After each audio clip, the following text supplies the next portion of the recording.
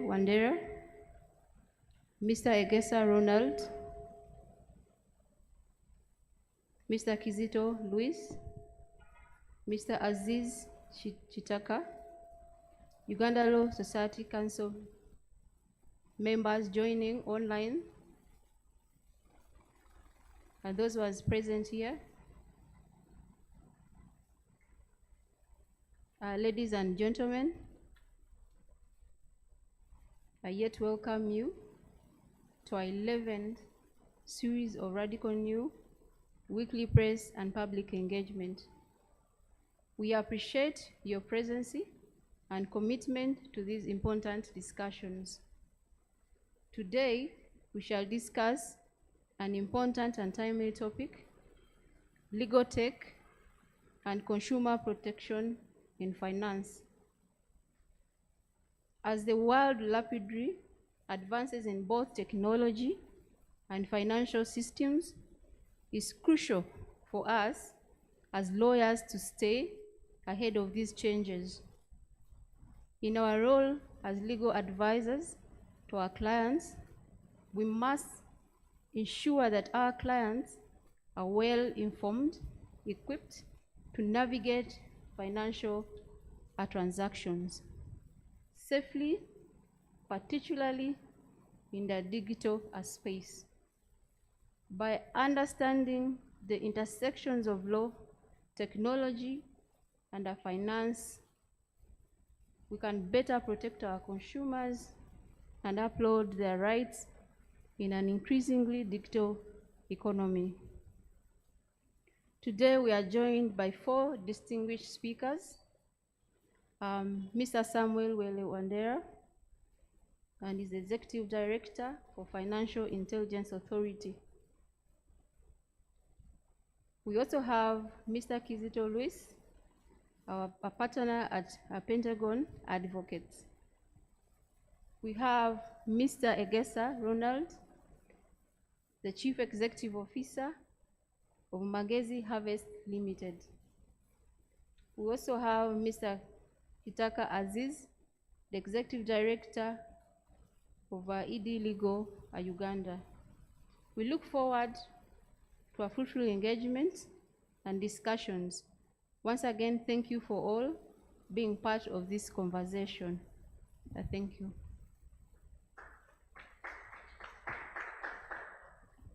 I right away invite Head Rule of Law, Mr. Pio Afra, to come and invite the Executive Director of Finance Intelligence Authority. You're welcome.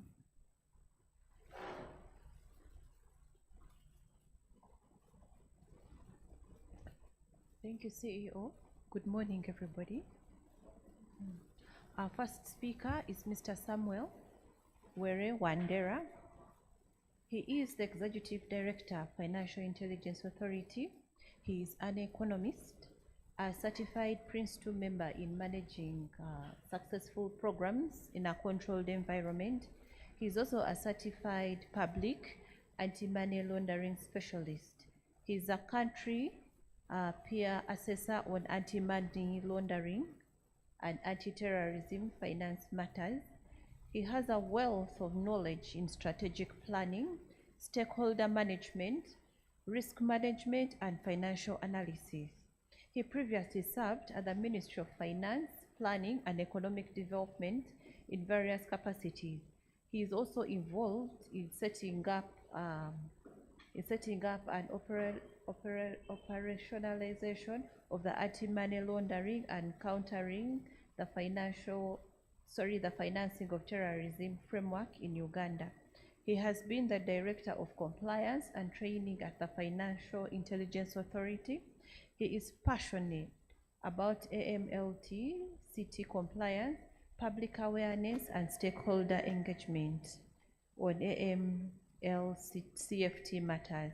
Mr. Wandera will be discussing the topic FIA and you. Mr. Wandera, you're welcome.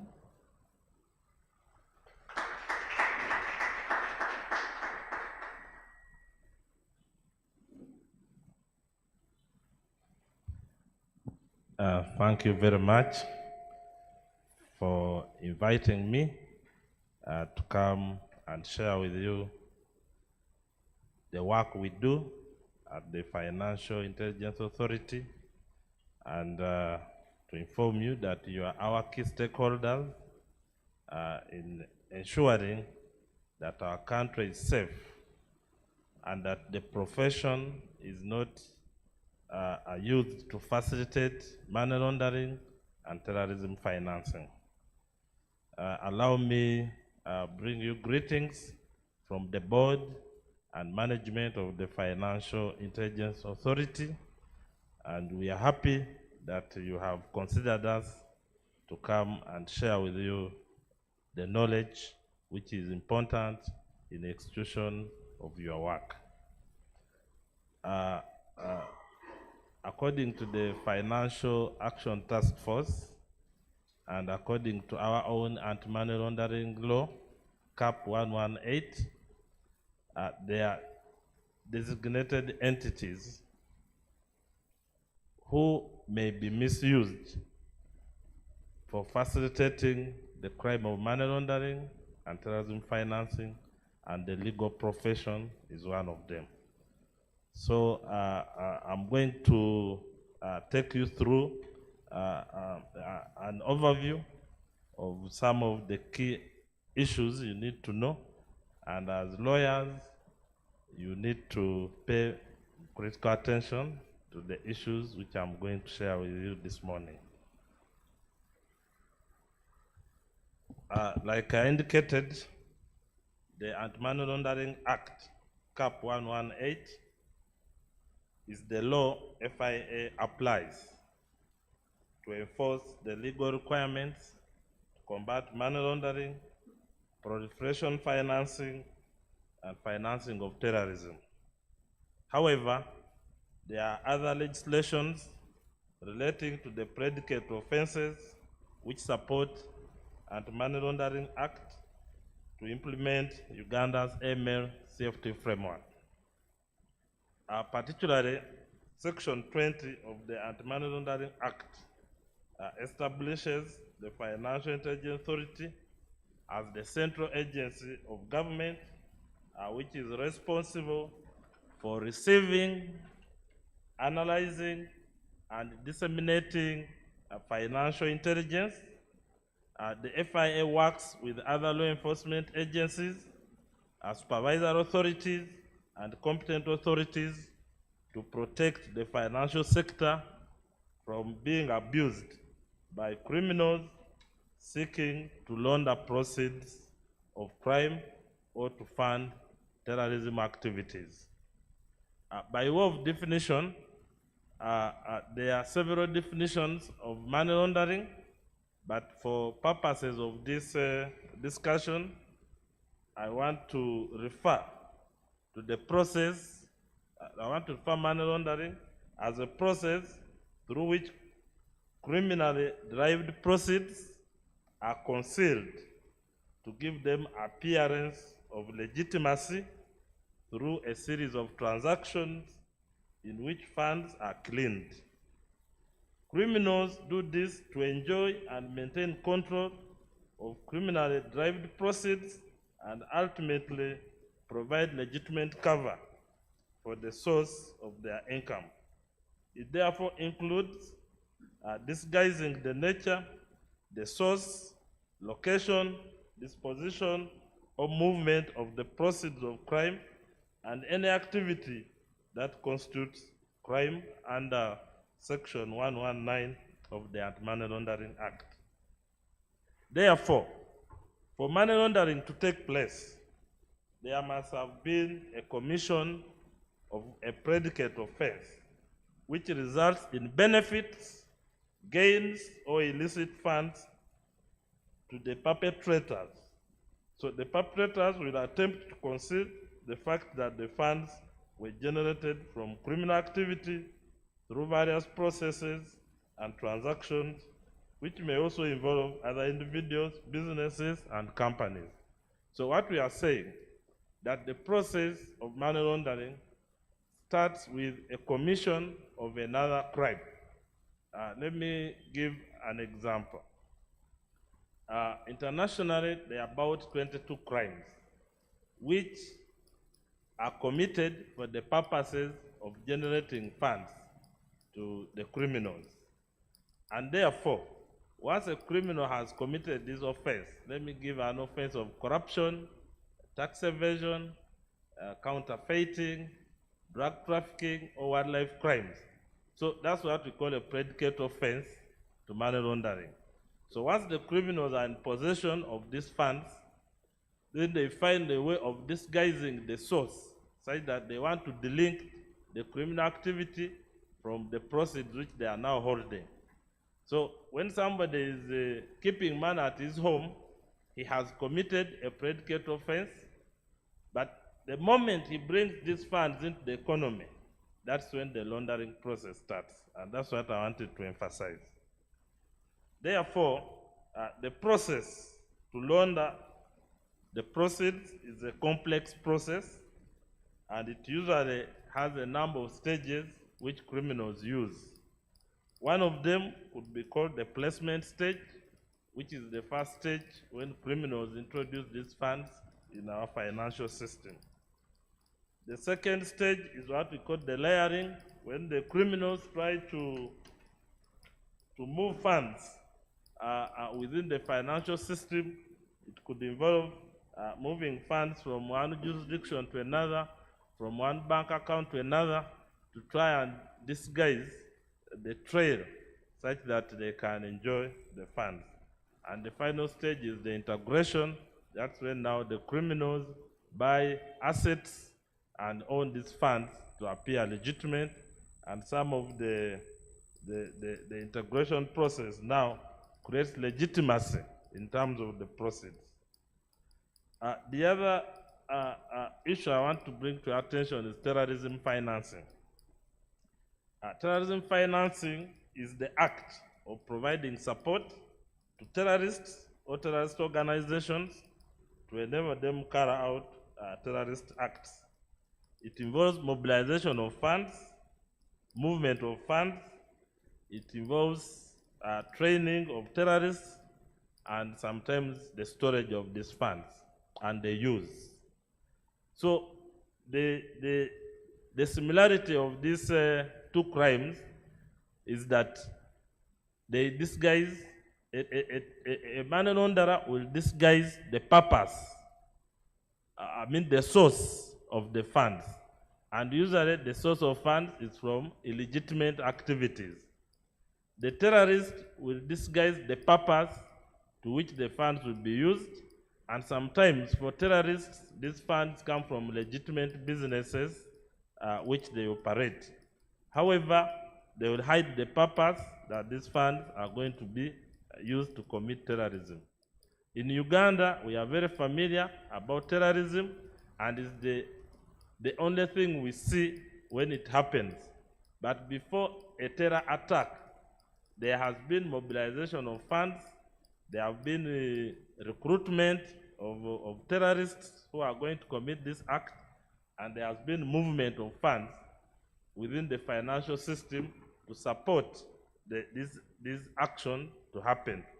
Therefore, at the Financial Intelligence Authority, we look at the movement of these funds and we see whether they are suspicious and if they are linked to either money laundering or terrorism financing.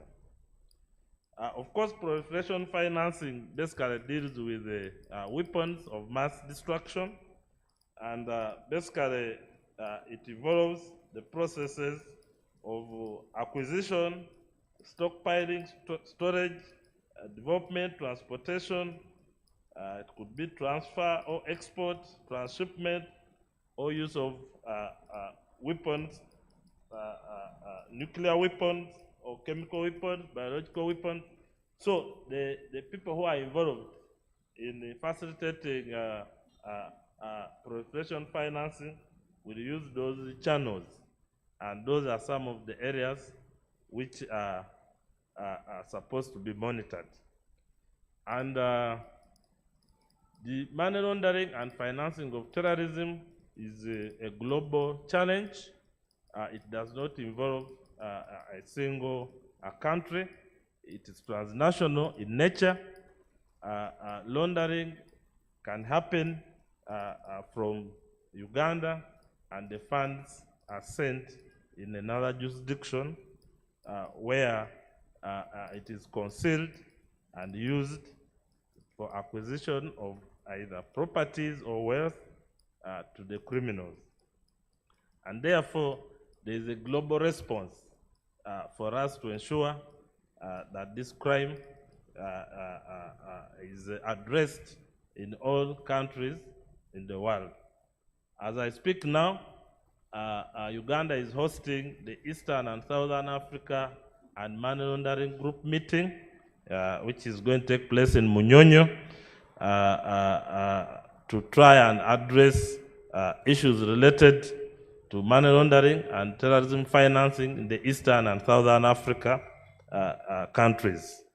So for us to be effective, we must work together with other jurisdictions, because money laundering and terrorism financing, like I indicated, knows no boundaries, and it is a transnational nature.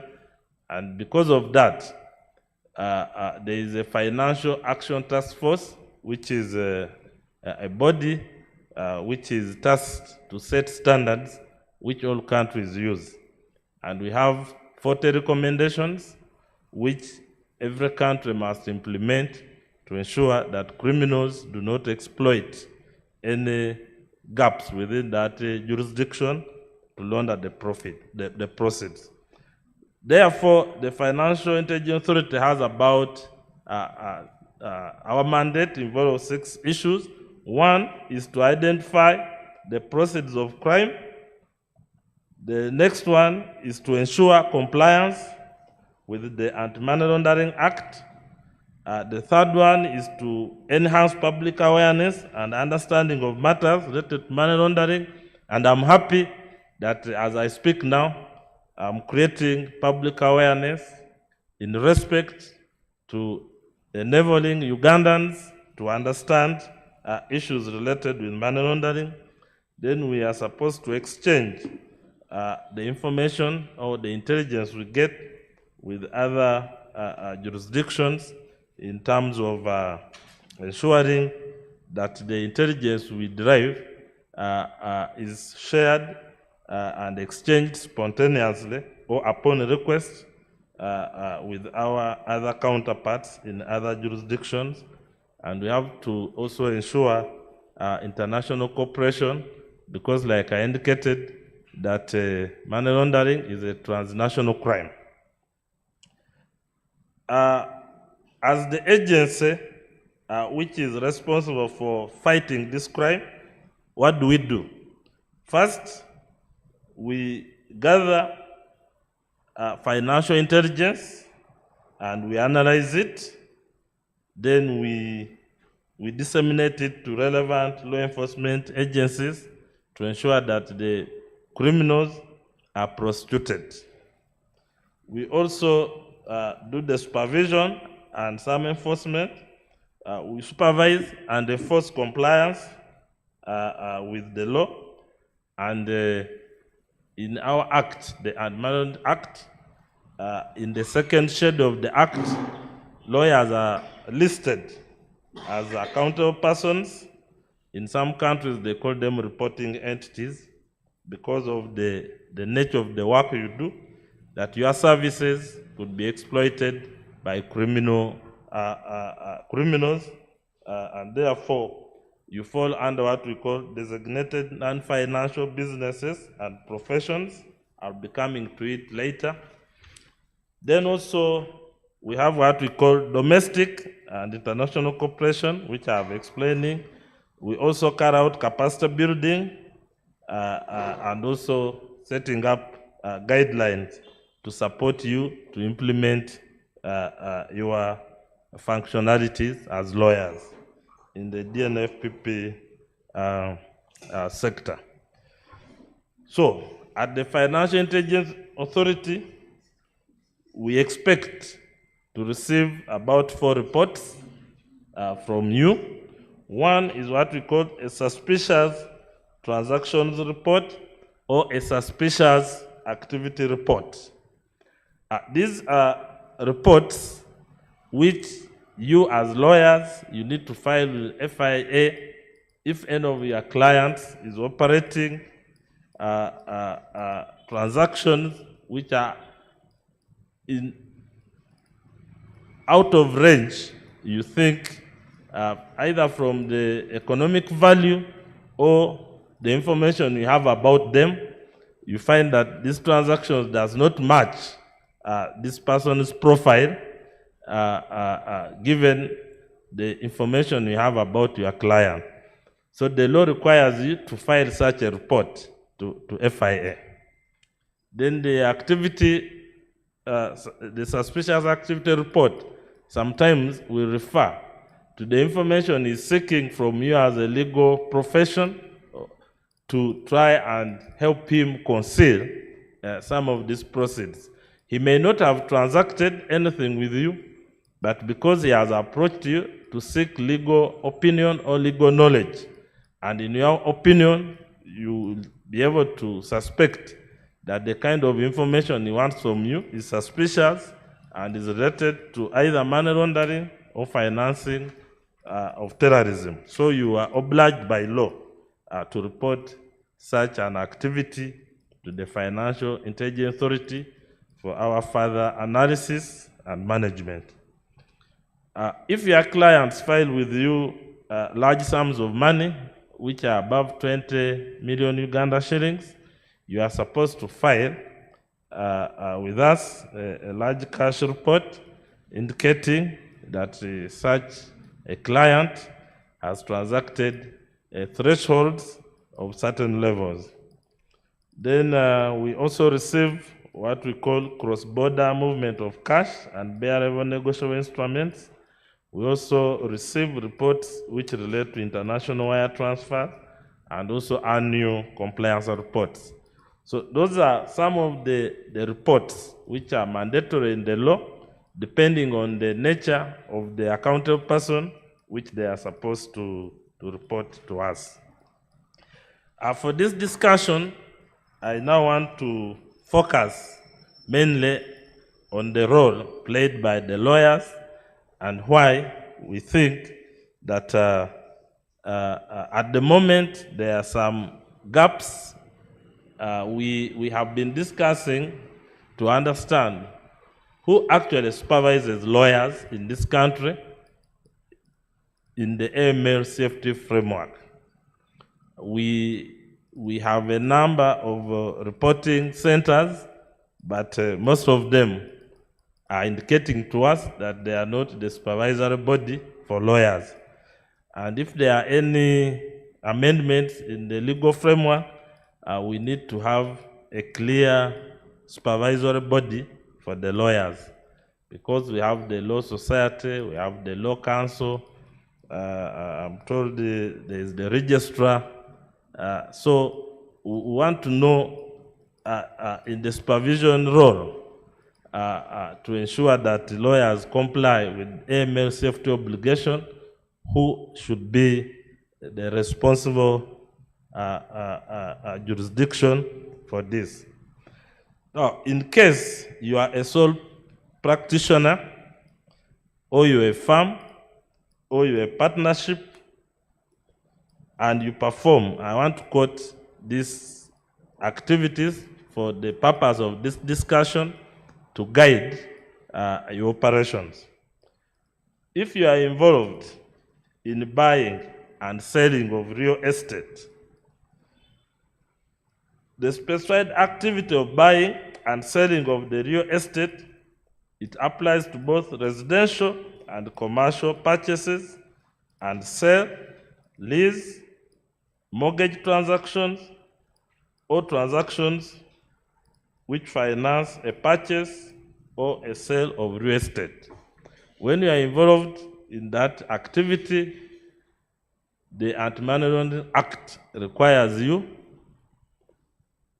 to file specific reports with it, because you are obliged by the Anti-Money Laundering Act to be able to provide information on such transactions. If you are involved in managing of client money, securities, or other assets, the lawyer who is handling the client's funds. So the particular focus for the AML safety obligation lies in the potential risk in situations where the lawyer is handling client's funds under this specific activity. And therefore, such a lawyer is obliged to pay close attention to AML safety obligations as indicated in our Anti-Money Laundering Act, Cap 118. So we are saying, as a lawyer, when you touch the money, you should satisfy yourself that you have credible information on the sources and ownership of these funds. Now, if you receive clients' funds and a subject of criminal activities, then you are facilitating money laundering. Or if those funds are to be used for terrorism financing, then it means as a legal practitioner, you are facilitating the crime of terrorism financing. Management of banks, savings, or securities accounts. So, in addition to the risk I've indicated about managing clients' money, so a lawyer must be particularly cognizant of funds that move through either the firm's trust account or the client's account. Some of you actually manage bank accounts on behalf of your customers, or security accounts, or unit trust accounts. So the lawyer should again exercise caution to avoid situations where they are essentially providing banking services for their clients as opposed to merely holding their clients' money for legitimate transaction. I'll give an example. In real estate sale, if you are being asked to make or receive payments to or from persons not party to the transactions, but to uninterested persons whose identities are difficult to verify, you should therefore exercise caution and you treat this as a high-risk situation. So you should not transact on behalf of your clients with suspicious people who are not party to that transaction. So if you are involved in that activity, the Anti-Money Laundering Act will apply to you. Organization of contributions for the creation, operation, or management of companies. The specific activity would include when a lawyer prepares for or carries out transactions where investors contribute capital to legal entity or would conceivably cover financing and refinancing transactions. So I know as the legal profession, sometimes you support operations of companies, creation of companies, shell companies, some of which are specifically to conceal criminal activities. So again there, you are supposed to exercise caution and be sure that the transactions which are going to happen are legitimate. And finally, creation, operation, and management of legal persons or arrangements and business entities. This category of specified activities will include most of the routine work that is done by lawyers, and this could be involved in corporate and commercial law.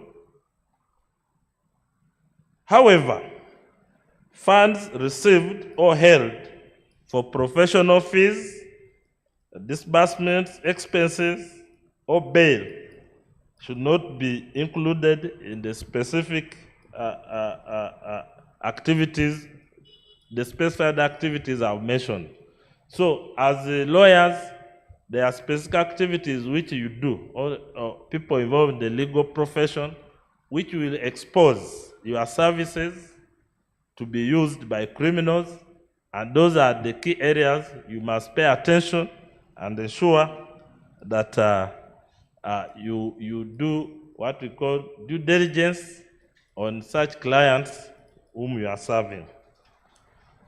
So advocates, as per our Anti-Money Laundering Act, are classified as accountable persons, and therefore you must register with the Financial Intelligence Authority under Section 23R of the AMLA. Many of the lawyers or firms or partnerships I have mentioned, you are involved in those activities, and up to now you are not registered with the FIA as an accountable person, and yet you are involved in activities which expose you to money laundering and financing of terrorism. So we have been trying to put in the newspapers. I'm now happy that I'm reaching out to you today. We have a sanctions regime which we are going to apply for the non-compliant accountable persons, and most lawyers have not registered with the Financial Intelligence Authority, despite the fact that they're involved in performing some of those activities which expose you to facilitate money laundering or terrorism financing. We recently updated our national risk assessment for AML safety, and lawyers are highlighted as high risk. Because of the services you offer in the national risk assessment, the lawyers are highlighted as high risk, meaning that your activities are attractive to criminals. So you must put in place mechanisms which protect your entity or your services from being exploited by the launderers. And some of the issues which you are supposed to do is to carry out customer due diligence.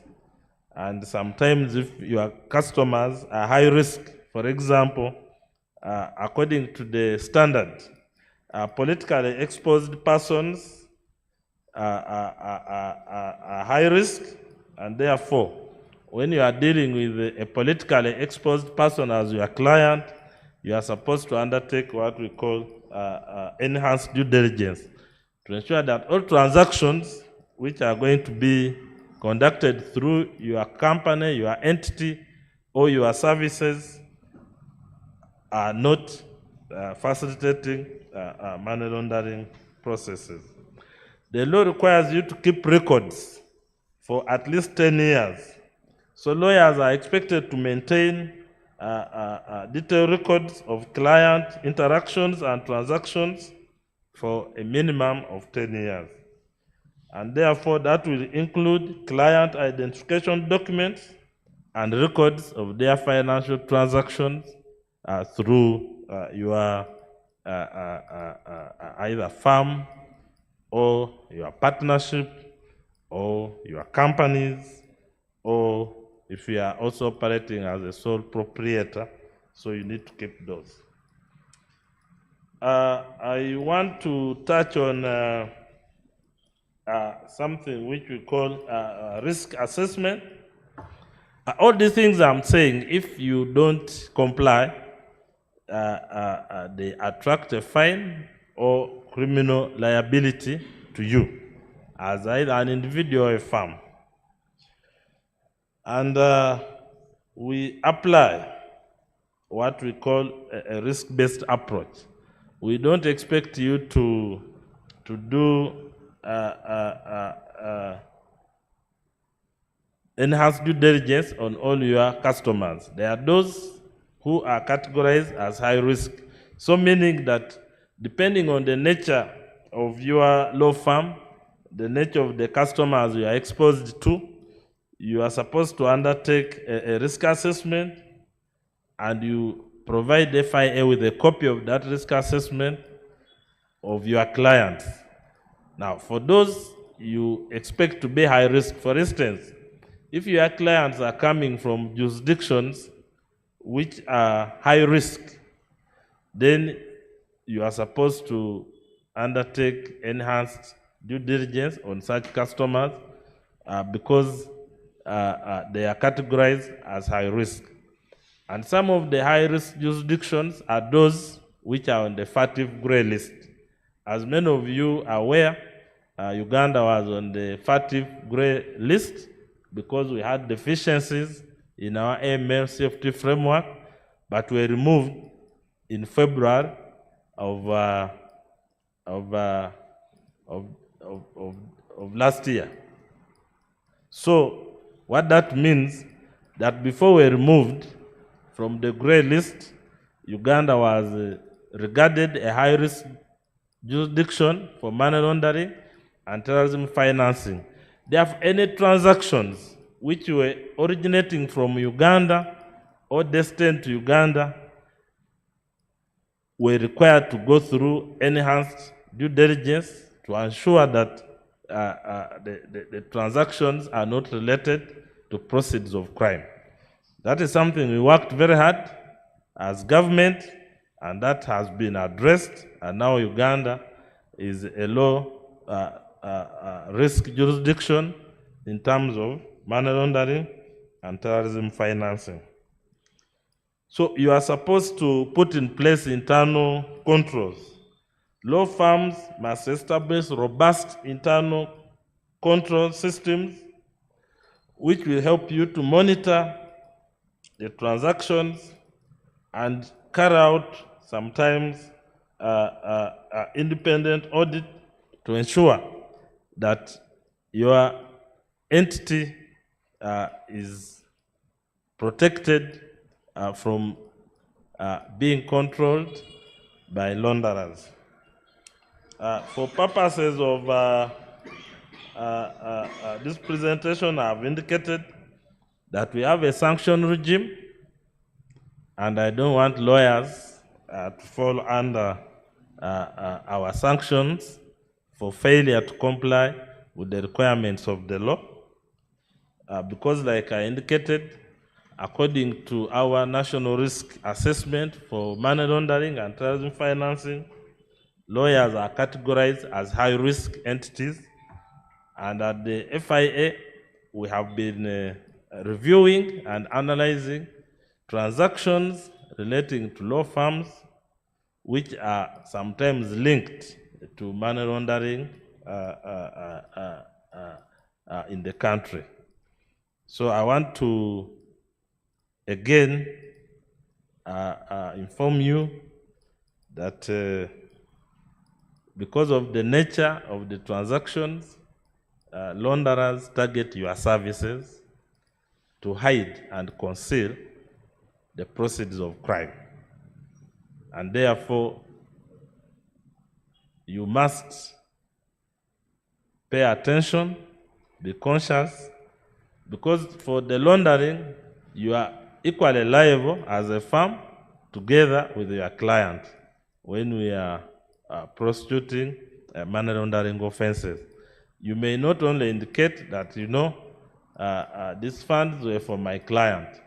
That's why we require you to have enhanced due diligence on all the clients to ensure that you don't facilitate unknowingly money laundering. I want to conclude this discussion and touch on the appreciation of technology as lawyers in terms of doing your work. Currently and globally, technology has evolved, and all of us, we are in this space. Therefore, I'm grateful that the discussion today focuses on technological innovations and how lawyers can tap into this space. It is fast moving, and a lot of transactions are now being facilitated digitally, and the criminals are also in this space. There are a lot of fraudulent activities happening. There are many transactions in millions from different destinations, different countries which are being wired through the financial system. And like I've indicated, and lawyers are at the heart of these transactions by providing documentations, accounts, opening companies, managing clients' funds. So the discussion today is very, very helpful for us to appreciate technology and be able to see how we can use, again, technology to detect criminal activities. We have just undertaken what we call the the National Risk Assessment for virtual asset service providers and virtual assets. Because now this is one of the new technologies which have come in play, and some people call them cryptocurrencies. The popular one here in Uganda is Bitcoin. We see a USDT, and some of these are being used to trade and transact in the exchange of buying assets and sometimes paying for goods and services. So these are new areas which, as the legal profession, you must familiarize yourself with. Colleagues, the penalty for non-compliance for AML CFT are quite huge. The implications of this is on any nation, any country globally, and therefore it's important that the advocates take it upon themselves to protect themselves from the possible abuse by the money launderers and financiers of terrorism. The FIA is committed to engage all stakeholders in the fight, including yourselves. Like I've said, I'm happy that I'm here and I'm sharing what your roles and responsibilities are to fight this crime, because lawyers play a crucial role as gatekeepers in safeguarding our financial system. Therefore, we must adhere to the requirements of the AML CFT framework to ensure that the work we do as lawyers is not to facilitate criminal activities. Of course, I know there is a client lawyer privilege which you enjoy, but AML safety issues supersede some of those privileges. So even if you have those privileges, you should not facilitate money laundering, because the provisions of the Money Laundering Act may require you to avail specific information which will support FIA and other law enforcement agencies to ensure that those criminals are investigated, they are prosecuted, and those assets are recovered from such criminals. There is an ongoing debate in the Financial Action Task Force, which now requires countries to implement non-conviction asset forfeiture. I know we are not yet there, but very soon we shall be moving in that direction to ensure that proceeds of crime are confiscated, because most of the driving force to commit crimes is to acquire those kind of properties or assets. Therefore, the most effective way to fight crime is therefore to go for the properties and assets which have been derived from criminal activities. And like I've indicated, my colleagues, your profession is one of those which are rated high risk in terms of AML, safety, attraction by criminals. Because any criminal will need your services as a lawyer. So, but you must be cognizant of the law. Because I think you are the custodians of the laws, you know what is legal and what is not. So don't fall prey, because this act is there and is being enforced. With those few remarks, I want to end here and maybe take, if time allows, comments from those listening to me. I'm told there are those online and those who are here. So thank you very much for listening to me.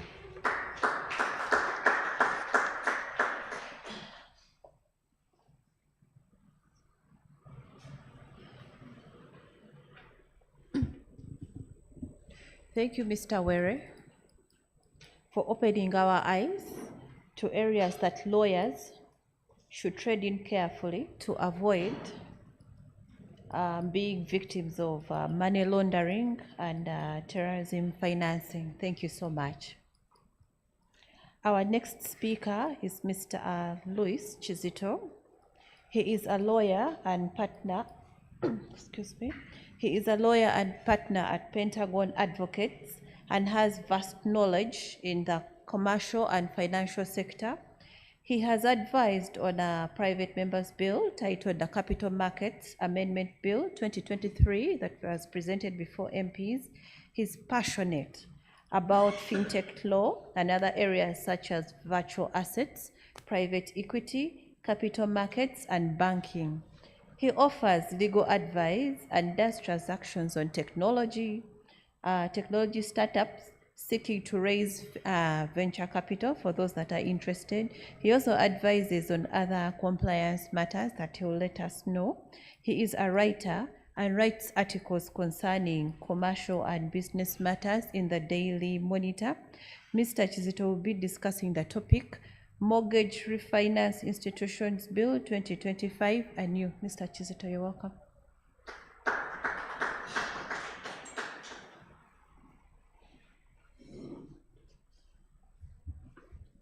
Thank you for the introduction. I'm not a gentleman of many introductions, so for me, I'm just going to go straight to it.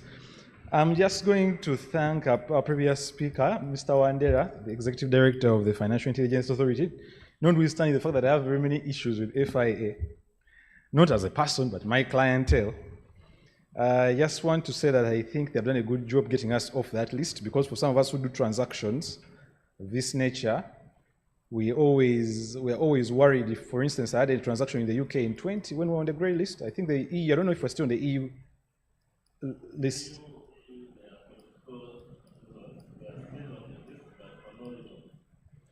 Whenever I'm having a transaction in Belgium, venture capital compliance requirements are it's just too much. Actually, one of the reasons why we're not even getting the financing we need, it's because private entities. It's because of that framework. You spoke of a bill. Yes, I advise on a bill which, of course, seeks to regulate virtual assets. Mr. Wandera has just said that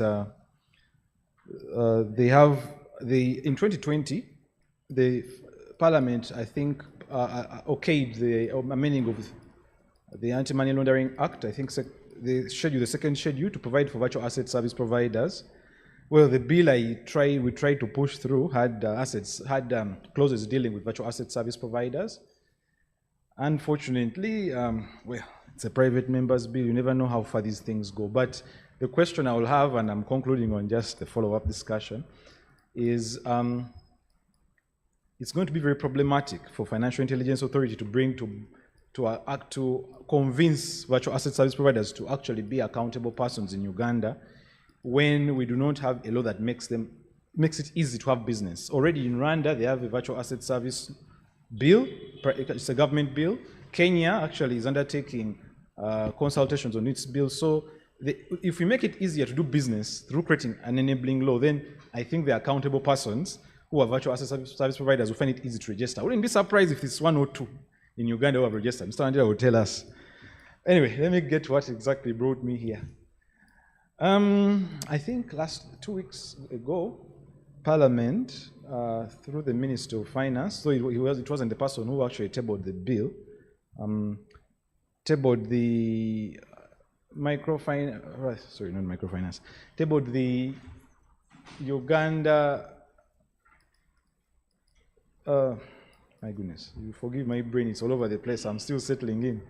It's, the Uganda, my goodness, mortgage refinancing institutions bill, sorry for that. And that bill actually, its intention is to actually help the public to get financing, which is, well, at fixed, the philosophy behind that bill is to create a fixed interest regime of loans or mortgages over a long tenure. So they will be taking on mortgages that are at least 5 years or not less than 5 years fixed term of duration. So as lawyers, we have been actually doing a lot dealing with mortgages, recoveries. Lawyers are actually tasked, or we are normally appointed as those either as agents or lawyers to undertake recovery processes for most of these banks and non-bank institutions whose clients have maybe not met their loan obligations. So this, and of late, we're having a lot of, well, what they call non-performing loans, which is a loan which has not recorded any kind of payment within a period of 3 months or 90 days. So with the rise of non-performing loans, I think the ministry found it attainable to create a fixed interest regime, which provides loans to Ugandans at interest which is less. In Kenya, the example I can give, and I think we're in Parliament on Tuesday as we're delivering the Uganda Law Society opinion on the bill. Of course, the Uganda Law Society is, according to the opinion that was rendered to the Committee on Finance, and Planning and Economic Development, the opinion is actually favorable.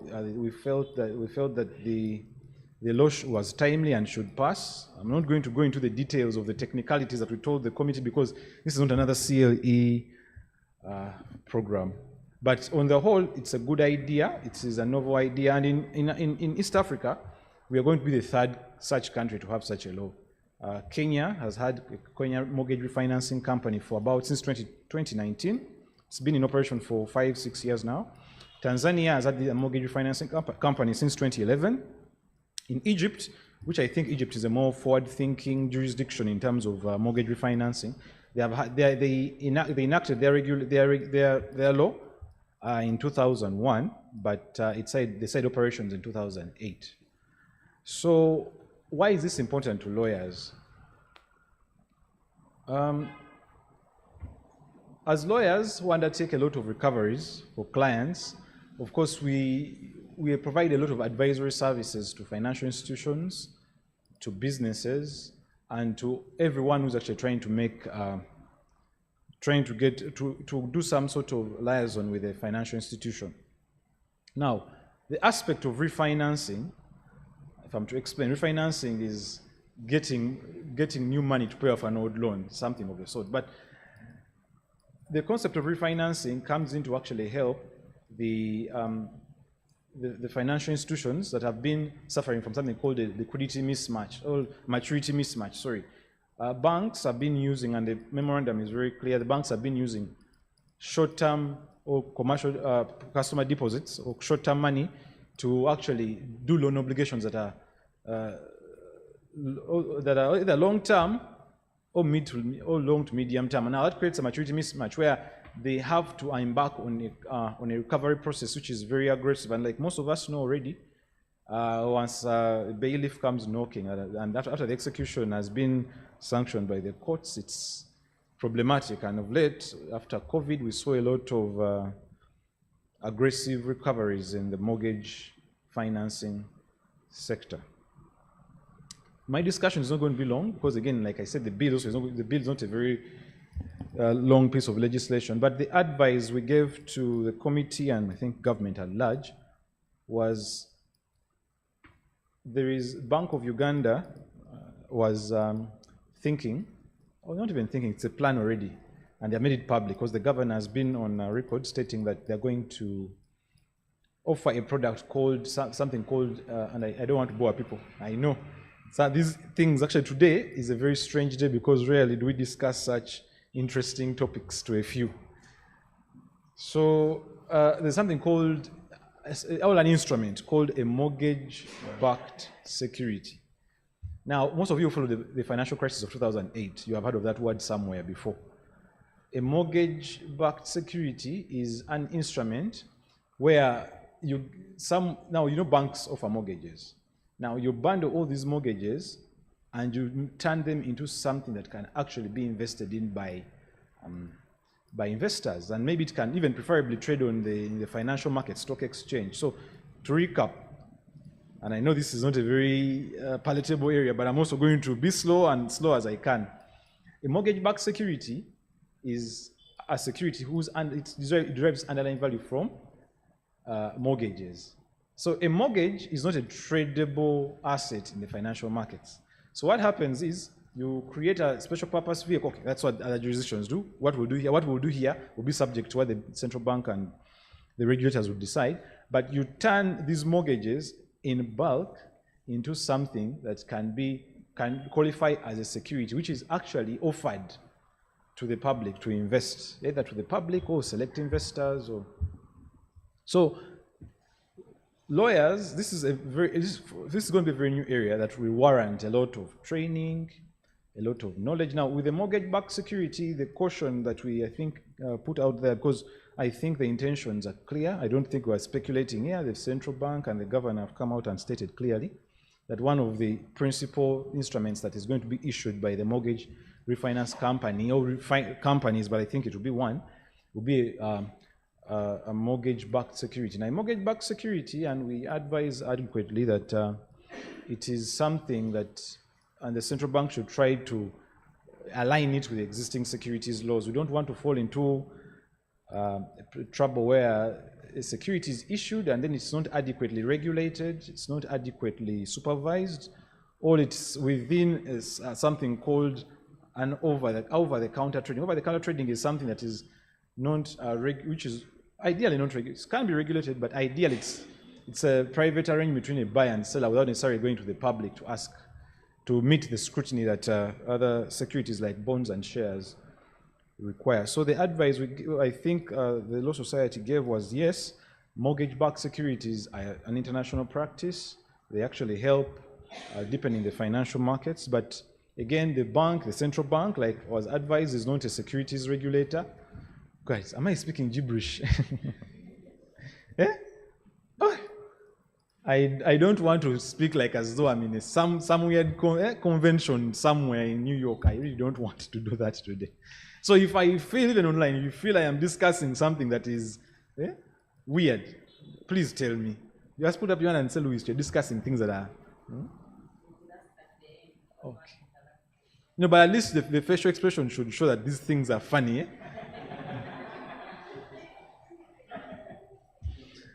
So I was now having described the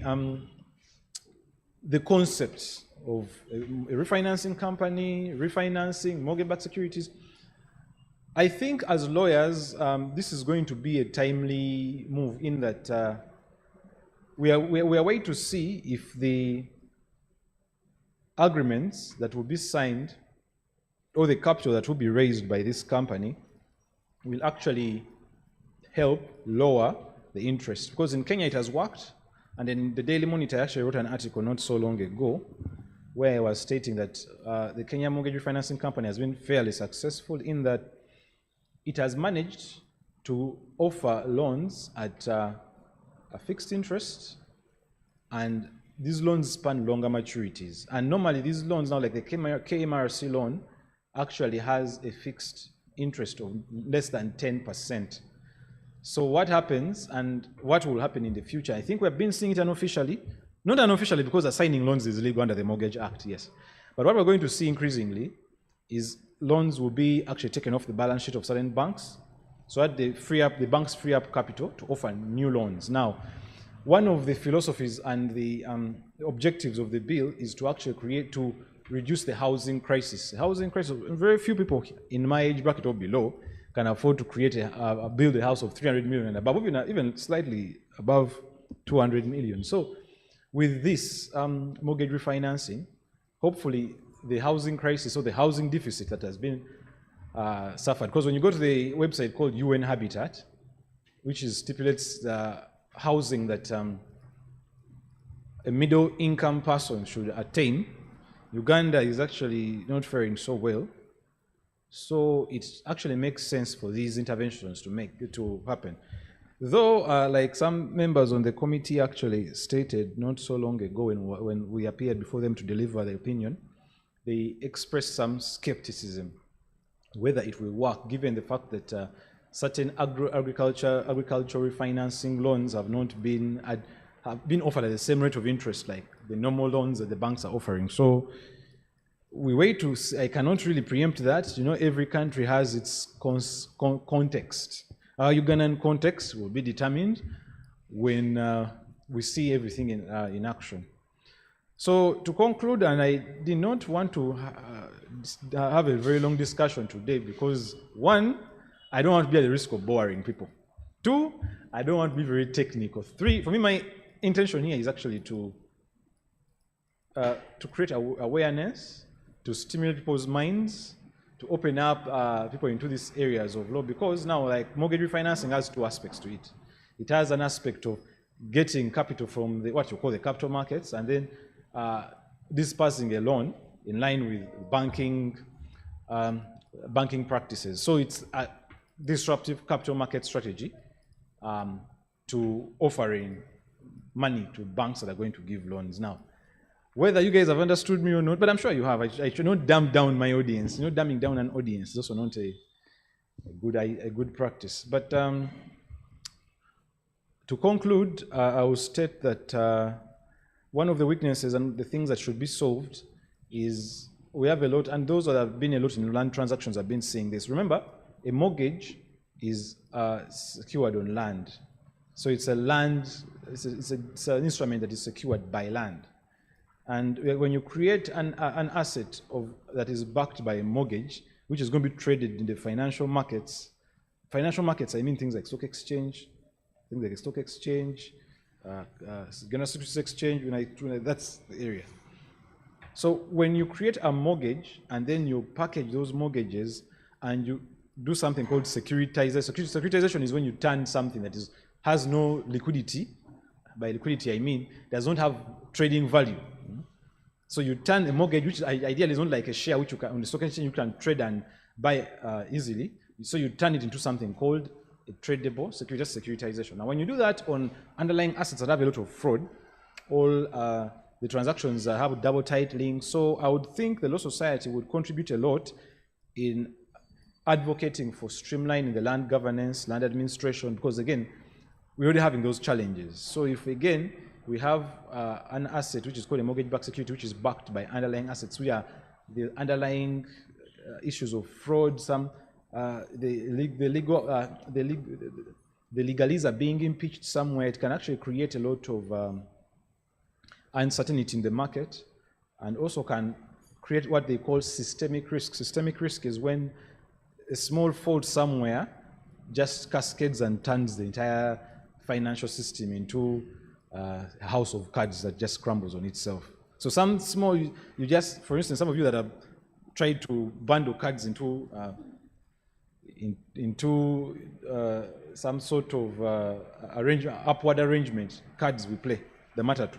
If you try to make them, to build them on top of each other as they're standing, if you just get one card, just the right card out, the entire thing can fall. So that's what they call systemic risk.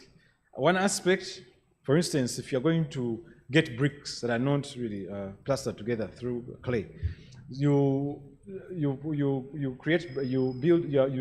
stack bricks against each other. If you just get one brick out at the right brick at the right time, the whole framework can fall. So the lawyer's role will be to advise on avoidance of systemic risk, and that will come through adequately advising on the mortgages that are being executed by the banks, so that in the event that they are taken off the balance sheet for the banks and they're supposed to be assigned to another financing company, they are safe and they can be turned into safe assets that can be traded. Now, I am going to stop my conversation at that. I don't know if I have adequately told you everything you need to know, but I think the broad idea has been put out there. That we start the conversation. I don't want to go into the clause by clause, and this clause was this. That can be disenfranchising, because now the radical new bar actually wants to be a little bit more lively, so that at least we put ideas out there that can be trigger people's minds. And without further ado, I think my discussion has ended. Unless I have left out something. I don't know if there are any questions online. All right. Thank you very much.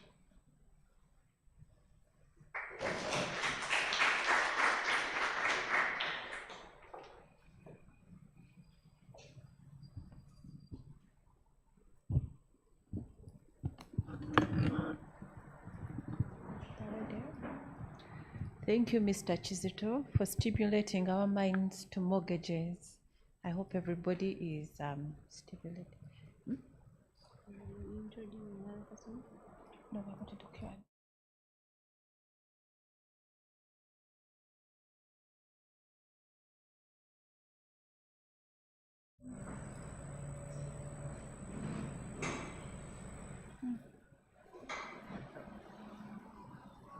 Thank you.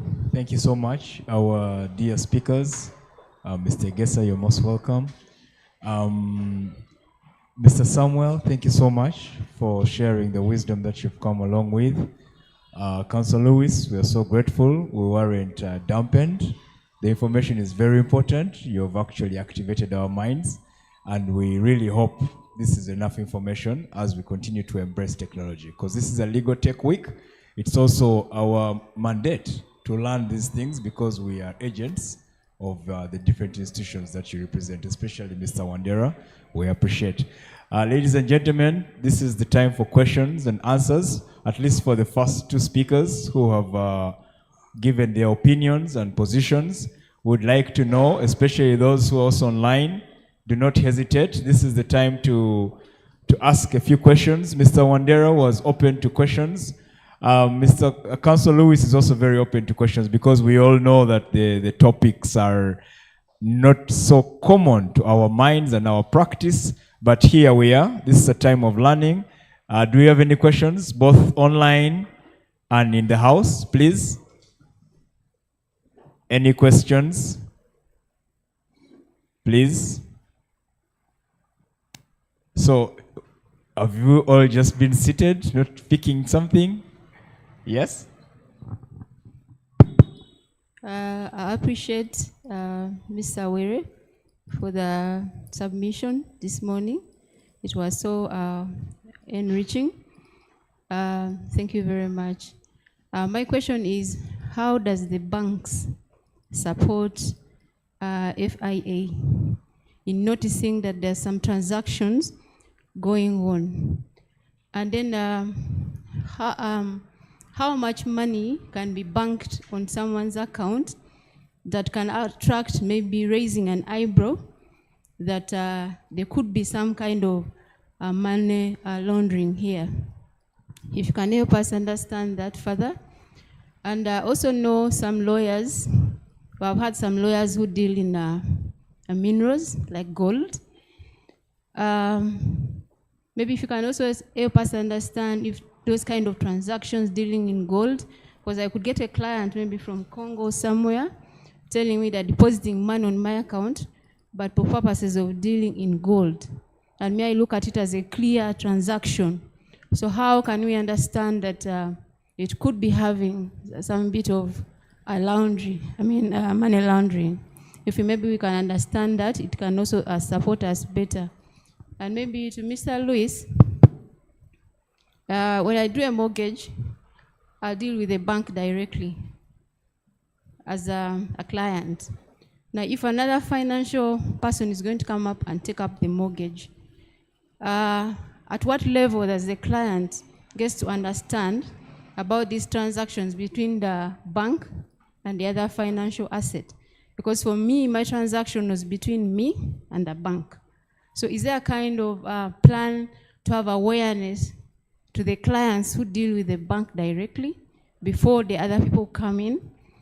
And I know, like you said, most of our agents or lower, they cannot build houses of 300 million, and they'll be very excited if an arrangement like that comes, that they're going to give them houses and maybe they pay later. But my interest also from the government and whoever is involved in thinking that they want to help the wananchi or the citizens, how are they going to give them awareness on how they are going to pay this and how it's going to, how they'll benefit from this, other than being excited that they are being helped. Then later they understand there's a bigger problem which they can't come out of. Thank you. Thank you very much, our CEO. We appreciate the questions. Questions? Just one more.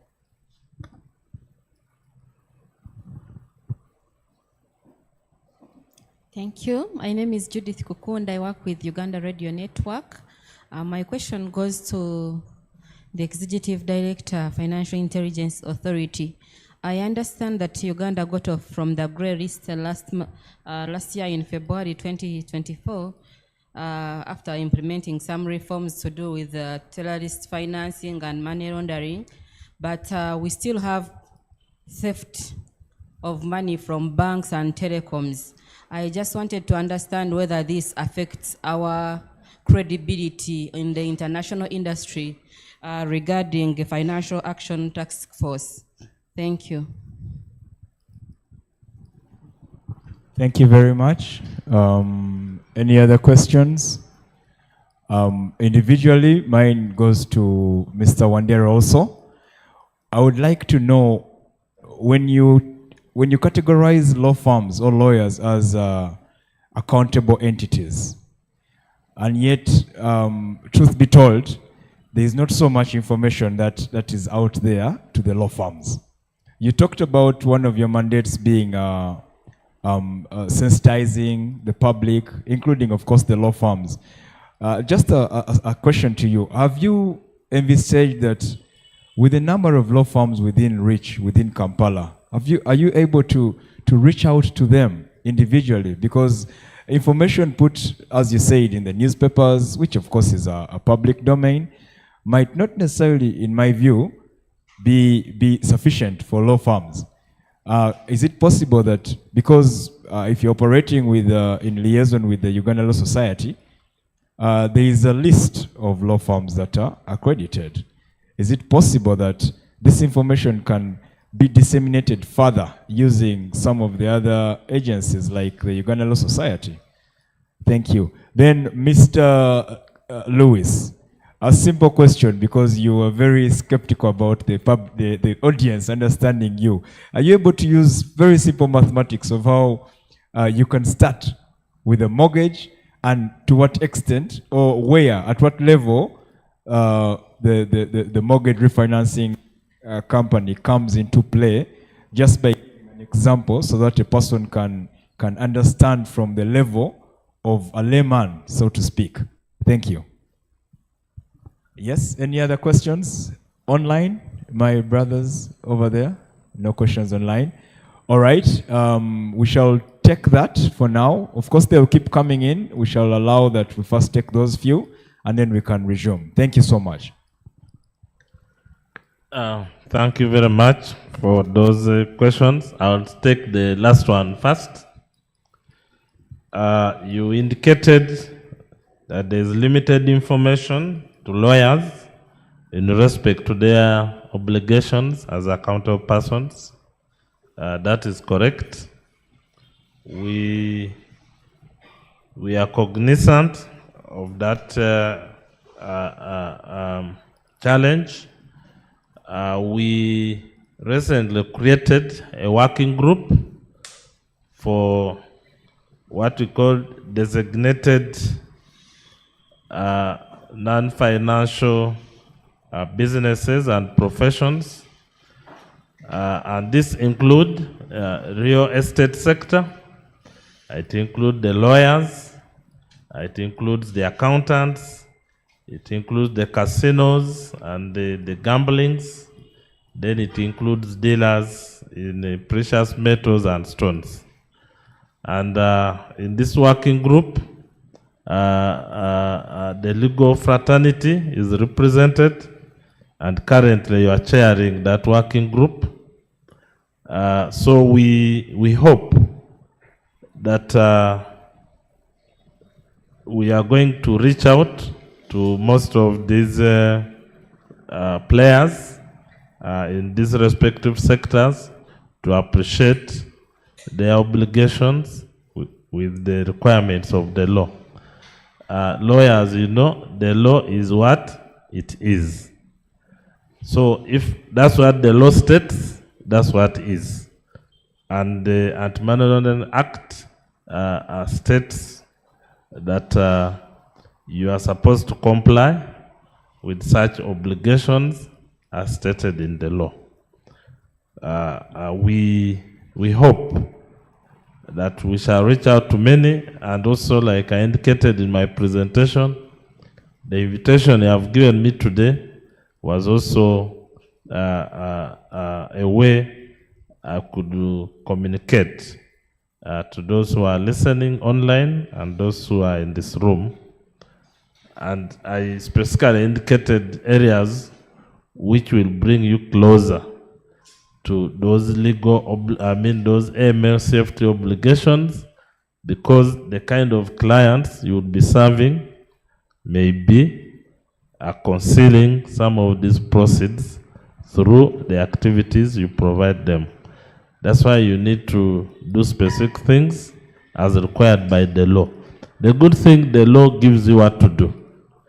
And when you look at the FATF standard, in terms of the requirements and what you are supposed to do, it is also clear. So these are the issues which we need to just emphasize, especially with the leadership of the legal profession in this country.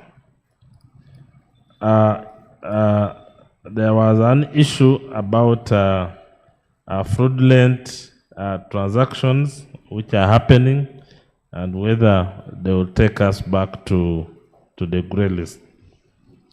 As many of you know, crime is crime.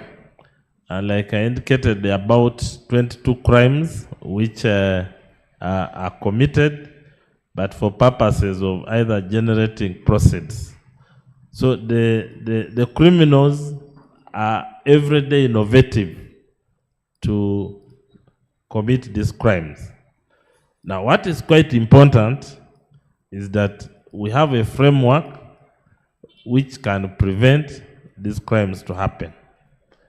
But in case these crimes do happen and criminals get access to these funds, we should be able to detect these funds when they are being introduced in the financial system or in the economy, whatever the sector where the illegitimate or illicit proceeds are entering the economy.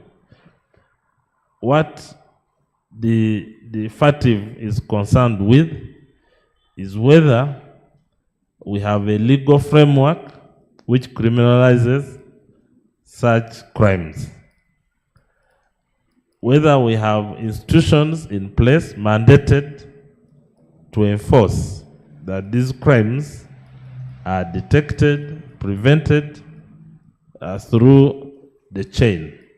Now, once you have those mechanisms in place, so they will assess how effective are we. Therefore, the crimes per se, we may not stop them to happen. But when they have happened, do we have a mechanism, a framework, which can detect, which can prevent the financial sector from being used to launder these proceeds? Say that when you introduce them in the financial sector, we are able to detect and confiscate such proceeds within our process. So this alone, if then there is no framework, then you will be rated non-compliant, and you can go back to the gray list. In 2028, we are going to go another mutual evaluation process to again assess our framework in Uganda along the 40 Financial Action Task Force recommendations on how effective they are in detecting and fighting these crimes. So we need to work together with all the stakeholders to ensure that our framework is rated compliant. Question 1 and 2 are a bit related, so I may commingle the answers when I'm handling them. The question was, how do the banks support FIA to do our work? Again, when you look at the second schedule of the Act, the banks are listed as accountable persons because of the nature of the work they do. And globally, banks have more business in facilitating transactions which happen in the different economies. Now, what that means is that banks provide a platform for criminals to move funds globally, both legitimate and illegitimate funds. Therefore, we work very, very closely with the banks. They are actually our big stakeholder in the fight against financial crimes, because the bulk of the transactions within our economy is through the banks and now with the mobile money platforms. So we work very closely with them, and we have actually come up with guidelines on how to detect suspicious transactions. We have issued, when you go on our website, the FIA website, you will see we have issued a guideline, including the lawyers. Your guidelines are there on what can appear suspicious when you are conducting your business. So I want to encourage you to visit our website. We have profiled all sectors on what you should look out for when you are doing your work. But what is provided is not all. Those are key areas to guide you, but as you are doing the business, you're able to confirm whether actually the transaction is legitimate or maybe from illicit. How much money is suspicious? There is no amount of money which describes a suspicious transaction. For instance, with money laundering, we are basically looking at large sums of money, because launderers are not interested in small monies. So for them to commit a crime, they are targeting large sums of money. But for terrorism financing, we have observed the monies are small. So what we define as suspicious is if a transaction does not reflect any known profile of that customer, or if it does not make economic sense for such transactions to happen. Then, depending on the KYC, know your customer information, you could also come up with a transaction which you will consider to be suspicious because it is outside the known history of such a customer or the business which this customer is involved in. However, being suspicious is not criminal. It's just that you are paying more attention and focus to understand that transaction. Now, for example, you could have a customer who has never touched 1 million shillings. then all of a sudden, such a person deposits 200 million shillings on his account. That will definitely ring a red flag, suspicion.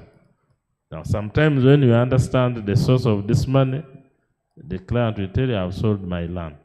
And indeed, there is a transaction which has happened. So that means that transaction was not illegitimate.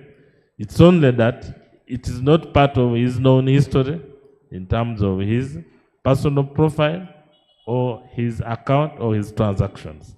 So that's why when a transaction is suspicious, at that time it is not criminal. That's why more analysis is required to establish what is causing that suspicion. The next question was in terms of dealing with gold. And of course, many lawyers have been involved in this facilitating such transactions. So the question was, how do you know that this transaction is legitimate or illegitimate? This again goes back to your knowledge of your customer. For example, for you to be involved in gold trading, there are entry requirements into the business. The client could be holding a gold license to allow him trade in gold. So as a lawyer, you need to verify some of the information which the client is providing to you to allow you facilitate his transactions. But if this client does not deal in that sector, he has no knowledge of how gold is traded, how gold is sold, but barely he has told you that I'm dealing in gold. That will mean that such a transaction to you should appear suspicious, so you need to understand more. When you do that, then you'll be able to avoid facilitating illegitimate transaction, say in gold. We know currently in Uganda, for example, there are a lot of gold scams which are happening. And we have seen some of them are being facilitated through the lawyers. So this therefore requires you to undertake KYC to understand your client and what he does in terms of facilitating his transactions. Sometimes now for gold, you may need to work with the Ministry of Energy and Mineral Development because it's the regulator and they have a whole list of companies which have been licensed to be in that sector. So you should be able to know. If your customer is foreign, there are also requirements for you to pick specific information from such a customer, including checking with his country of origin, whether indeed he is involved in what he's telling you is his business line. So once you do all those checks, then for you to have done your work.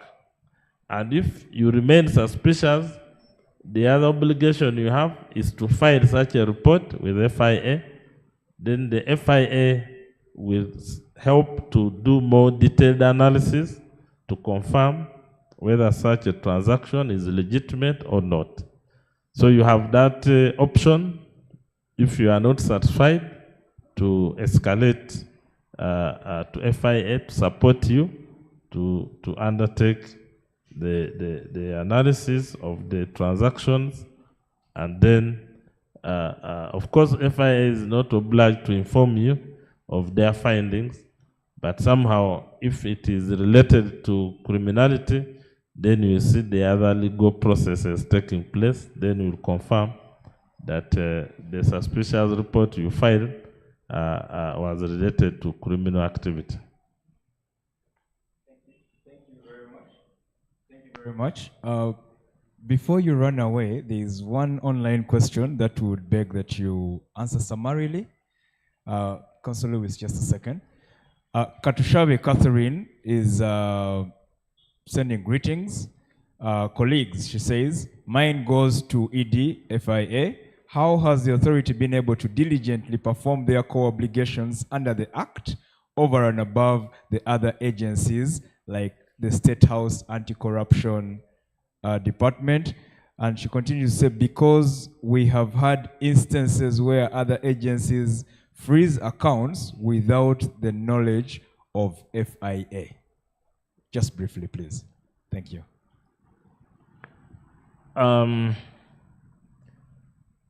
You see, account freezing is just a means of how different entities with obligations conduct their work. For the banks, actually, it is not freezing. They just put a lien on your account as they demand you to provide additional information. What the law requires, for instance, for the banks, if they are holding your account, before they file that suspicious transaction report to us, they are also obliged within their own framework to verify certain information.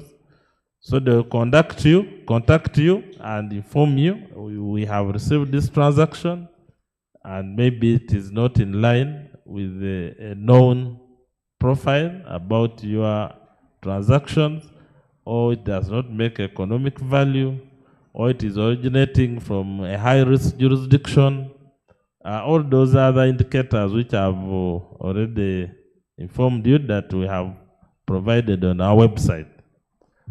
Now, during that time of getting additional information from you as the client of the bank, if they are not satisfied, the law requires them within 48 hours of determination that such a transaction is related to any criminal activity to file it with FIA. And because you are dealing with a fragile commodity, which is cash, which can be withdrawn and you lose track. So the bank can hold, but very shortly. Then police can go to court and get a court order to freeze your account when they are undertaking investigations. The Anti-Money Laundering Act also has provisions which allow us to freeze accounts when we are doing our investigation. The purpose is basically to preserve the status quo such that we don't have flight of these funds from that account. However, the way we do our work, we don't do our work through the press, we don't do our work through media, we do our work in a confidential environment because we have access to very confidential information, and as you know, this country has Information Protection Act, which is the data protection. So we handle this information in a highly confidential way. I have access to any financial information of any person in this country as long as it is through a formal financial institution. I can access that information. And when I have it, I don't have to inform you that now I've halted. No. If there are any agencies which are halting and going to the press, which are known, maybe that's not FIA. And all investigating organs of government, when they need any financial information through legal channels, FIA is able to provide that information. And like I said when I was beginning my presentation, we work very, very closely with law enforcement agencies. We work very closely with supervisory agencies, and work very closely with accountable authorities. What does that mean? That most of the product you see, FIA may have had a contribution to it, but without you knowing in the press that FIA has been working, for instance, with police, or FIA has been working with the Uganda Revenue Authority, or FIA has been working with the Inspectorate of Government. But we do that collaborative work, especially when we are handling illicit financial flows, or when we are handling criminal activities which relate to financial transactions. Thank you. Thank you very much, Mr. ED. You beg our indulgence. There's still more questions coming from people online. We thank you for the questions. As well, briefly, would like to take you through this other one for somebody who was chosen anonymity. The question reads, to what extent have the Office of the Attorney General and the Law Council been transparent to your agency, FIA, as regards any government proposal to amend the existing laws to streamline the supervision of advocates? I ask this only because the current Attorney General and the Law Council do not seem to appreciate that embracing the principle of independence of the legal profession means that the Uganda Law Society should be the true regulator of advocates, and this is what would ease your work as government. That is one question. Of course, it was quite long. Yeah, I don't know if... Yeah, I've got it. Okay, please. Yeah. The other question, is it okay? Okay. Sorry. The other question is, what plans are in place to ensure that the FIA does not use the sanctions regime to help the rich and powerful settle scores with their real or perceived enemies? This is another person who chose anonymity. Yeah, Yes. Thank you very much. The first question, if many of you are following, when Uganda was placed on the grey list, the Attorney General spearheaded legal reforms to ensure that the country amends relevant laws which had gaps, which were inhibiting the operations of the Financial Intelligence Authority in an effort to ensure that crimes related to money laundering and terrorism financing are addressed. And a number of laws were amended which made Uganda compliant. However, like I indicated again when I was beginning my presentation, is that the standard requires legal professions to enforce AML safety requirements, because this is a profession which can be exploited by criminals to launder the proceeds. So the standard has provisions which must be implemented. One of them is having a clear supervisory role. And like I said, law is what is until it's amended. So currently, we are seeing a bit of a gap in terms of the supervision framework, because I think the Law Society has its role, the Law Council has its role, the Registrar also has a role.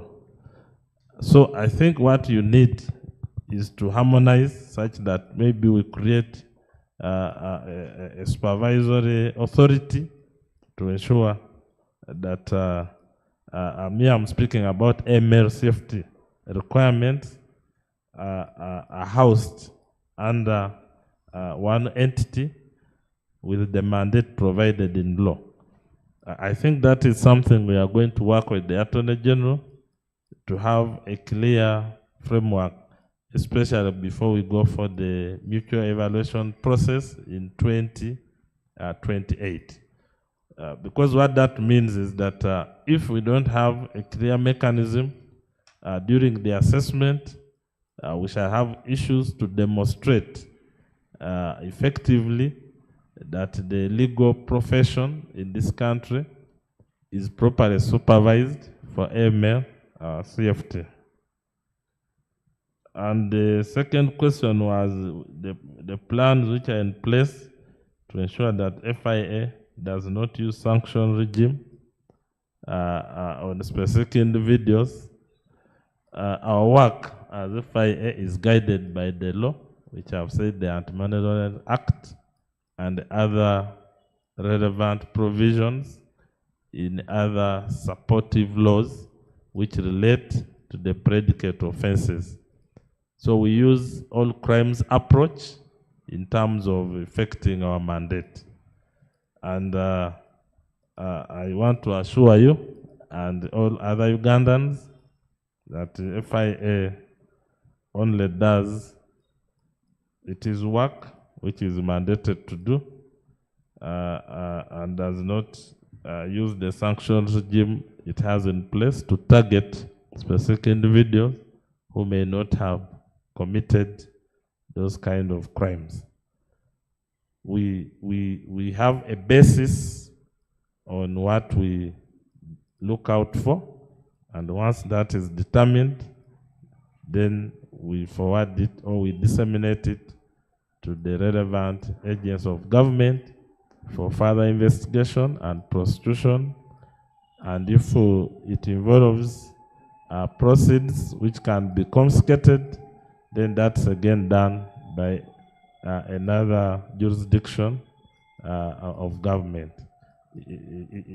It's not done at FIA. So it is a whole chain of responsibilities across the different players in government, investigators, prosecutions, adjudication, and then the final, which may be confiscation of assets or proceeds. Thank you very much, Mr. ED. We really appreciate. Thank you, members, for the questions that are coming online. We appreciate.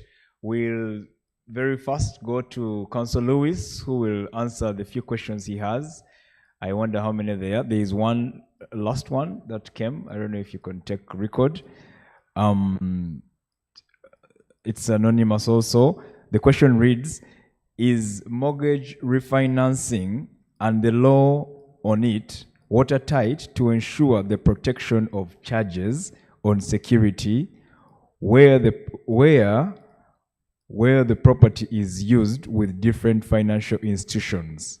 Can confusion be avoided, or is the law on priority of charges sufficient? I hope that is clear. Thank you. Right away.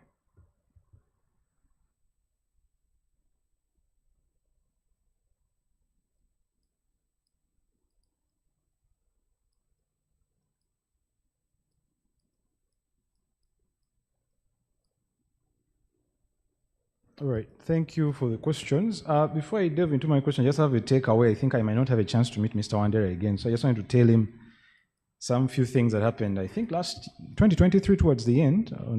This is just a takeaway because I'm also so much into that industry. The way police FIA is handling virtual asset service providers is going to make it a little bit hard for even lawyers to advise on these transactions. I'll give you an example. There is a company that wanted to come and do business here, but the only advice we would give them was the only enabling, which is not legislation regulating the virtual assets per se, it's just an anti-money laundering KYC requirement, it's virtual assets. But I would think that Mr. Wandera should advise the bosses at Bank of Uganda. I know there is a working group which is taking its time. Well, I don't know if the report is out already. Advise the government and Ministry of Finance on creating synergy and coherence. For instance, opening up a bank account if you're a fully fledged virtual asset service provider is quite complicated. So if you're requesting that person who cannot really open up a bank account to file and show FIA that is an accountable person, you're going to have a hard time in enforcement. So I would think FIA should encourage, and I think you guys have been doing a good job to create synergies between Ministry of Finance, Bank of Uganda, because in 2017, Bank of Uganda came and said, actually, even in 2022, Bank of Uganda was like, virtual payment service providers, don't deal with those guys. Now, FIA is telling us, please register as accountable person. So why? What I'm thinking is, the legislation, you're not going to regulate the virtual asset service space adequately if you do not create an enabling law for them to have coherence. That's my takeaway. Let me go to my question. So the CEO asked a question regarding the relationship between the bank and what level of involvement of the customer, the mortgagee and mortgager. Okay, let me explain something. And I think this is what we also clarified at Parliament in the opinion not so long ago. The mortgage refinancing companies world over, in Africa, even in Uganda, what the law is saying, it's not going to deal directly with you. It's only going to give money to what they call the primary mortgage lenders. Now, a primary mortgage lender is a bank, it's a SACCO. Actually, when you go to Kenya, the KMRC of Kenya, I guess is well versed with the Kenyan market. It has shareholders and members. Now, most of those members are actually banks, and I think there are 11 banks and 9 SACCOs. Now, I'm going to explain the dynamics of where you and I will come in. But first, this refinancing company will give money to the banks. Now, this money, ideally, is supposed to be long-term money to help them solve the problems of just using depositors' money to lend. Because I'll give you an example. How public funds are held in the financial system, by banks particularly, they are held as liabilities. When you put money in a bank as a depositor, that money is some sort of loan you have given to the bank. It's like a promise for the bank to pay you money. It's held as a liability. Actually, when you go to the balance sheet of a bank, how deposits are actually recorded, they're recorded as liabilities. So meaning, I'm not going to go into the legal discussion of that. I had a debate one day with someone on social media and it wasn't a good night. But the takeaway is, this money can be used as when the bank wants. See? Now, since the bank can use that money to lend, because it's really probably it's part of their money, the refinancing company comes in to lower that burden, not to just use the deposit, because I've just explained the deposit is a liability and it's property of the bank. So if that money is the only money that is going to be used to lend, all these other short-term credits that they have, or short-term monies that they have, it means that enforcement, in terms of enforcement, the lawyers are going to be hired to do to do enforcements that are a little bit unjust. But let me go back to the point. The primary mortgage lenders are the banks. Now, they're not going to interface. Actually, the bills explicitly says that the mortgage financing company does not have the authority to actually give you and I money. It will give the banks. Now, that means that the pressure will be lowered. Now, that's what they call refinancing or pre-financing. The problem is going to arise, and this is where your question comes in. To what extent do you involve the customer of the bank who has a mortgage with the bank, and the bank seeks, first of all, to take that loan off its balance sheet? Remember, I've already explained that money you give to a bank, it's an asset. The depositors are the liabilities, are the debtors. Now, the Mortgage Act under Section 17, if you're going to undertake any sort of taking money off a balance sheet of a bank and you reassign it to another bank, that relationship must be governed by the mortgagee relationship in the Mortgage Act. One, for you to assign, already in the banks they are trying to do it, they're trying to assign loans. But here, if a bank is going to sell the loan off, there are actually streamlined provisions within Section 17, and then they will actually request for consent. There are consent forms in the Mortgage Act. So that extent of selling off a mortgage, because it's being governed by the Mortgage Act. Now, you have to follow Section 17 on how it can be sold, the consent timelines. Now, that is where now they will have to engage you. But remember, the primary mortgage lenders who are getting money from the mortgage refinancing company are not supposed to interface with you and I. They're supposed to interface with the banks. But in the event that the loan that you have with the bank is given to the mortgage refinancing company to do a mortgage-backed security, that process, they have to seek consent. That process actually is already defined in the Mortgage Act of how, because under the Mortgage Act, actually, a mortgage can be assigned, sold, it can be taken off the bank. But there is a process of consent, there are timelines, I think, but again, under Section 17.3.2, that consent should not be unreasonably withheld. If it is withheld, there's a court process. So the relationship between the mortgagee and the mortgagor is already defined in the Mortgage Act. But where the bank seeks to take off that mortgage off the balance sheet and give it to the refinancing company to create space for capital. And then one other thing I should say, there is something called a non-performing loan. A non-performing loan is a loan that has not been serviced for a duration of 90 days. The bank is actually stopped from purchasing a loan that is going bad. So, and I think under the ULS, the Uganda Law Society opinion was not really aggressive on that. We told Parliament that I think it is fine just to safeguard the financial system. Why would the refinancing company buy a loan that has gone bad? So if you're not been paying your loan and it is bad, it is not supposed to be refinanced or in any way. It's actually not supposed to be touched. They're supposed to follow the normal process of recovery, get lawyers, their execution. So given the Uganda I know and how we are flippant with rules, I hope that extent is really abided by. But to go to go back to the gist of your question, the relationship between the mortgagee and mortgagor is under the Mortgage Act.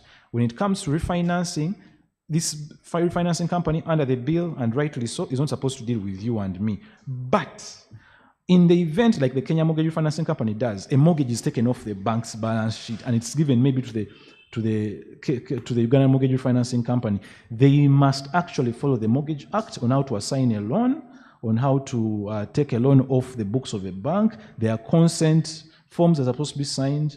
And then also lastly, there's something called a master refinancing and servicing agreement. It is not in our bill, it's not in our bill yet, but the general practice globally is that a primary mortgage lender and a bank or a SACCO, they will enter into something called a master refinancing and servicing agreement. It's going to govern the relationship on how they will deal with the bank and themselves. Now that's where lawyers will come in and advise more on how that master refinancing agreement should look, what form it should take. Now those discussions are going to happen, unfortunately, at the level of the regulations that will come up with. But I don't know if I've answered your question adequately. I don't know. I hope I have. But the mortgagee relationship is still governed by the Mortgage Act.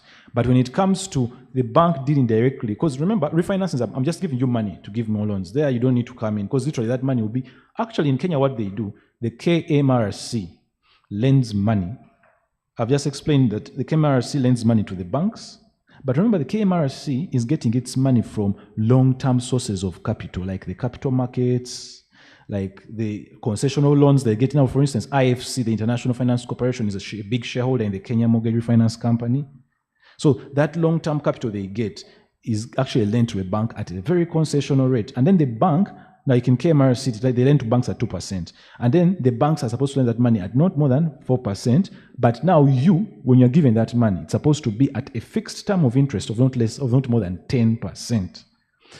Uganda being Uganda, I know we are an interesting country, but the law as is and the bill as drafted prohibits a mortgage financing company from, one, dealing with you and I, two, if they're to be in business, they're supposed to give us money at a fixed rate of interest, which is below, which is below the market value, for not less than 5 years tenure of the loan. Hopefully, Madam, I've answered the question adequately or fairly. Hope I have. I don't want to go into technicalities today, but okay, let's do the technicalities a bit. Okay, how do we benefit? Your question on how we benefit? Just repeat a bit. You said how, if I'm going to give you a house and we cannot construct a house in our age bracket, how do we benefit? We should not be excited. Oh, a Buddha plan. Okay. One of the challenges that mortgage financing has been facing is there have been just the kind of people they lend to. Actually, I think I even noticed in my article that I was published recently. The mortgage financing company, if it is going to solve our housing challenges, one, we need to interpret it in the macroeconomic environment that we are in. For instance, there is something called a low qualifying rate of mortgages. If the mortgage financing company, and I'm sorry I did not tell the MPs this, but I think it's important, if the cost of constructing keeps going up every time, it means even the low qualifying, the people who will qualify for the kind of mortgages that a refinancing company is giving will keep going up. So I am afraid that the people who might benefit because of our distorted, and the economists will help us with this, but for me this is my general prediction. If the cost of housing keeps going up and land values keep going up, especially in these modern areas, because most of these banks are going to lend to people, I think, who are around town here. I think in Nairobi, in KMRC normally lends people in Nairobi, metropolitan areas.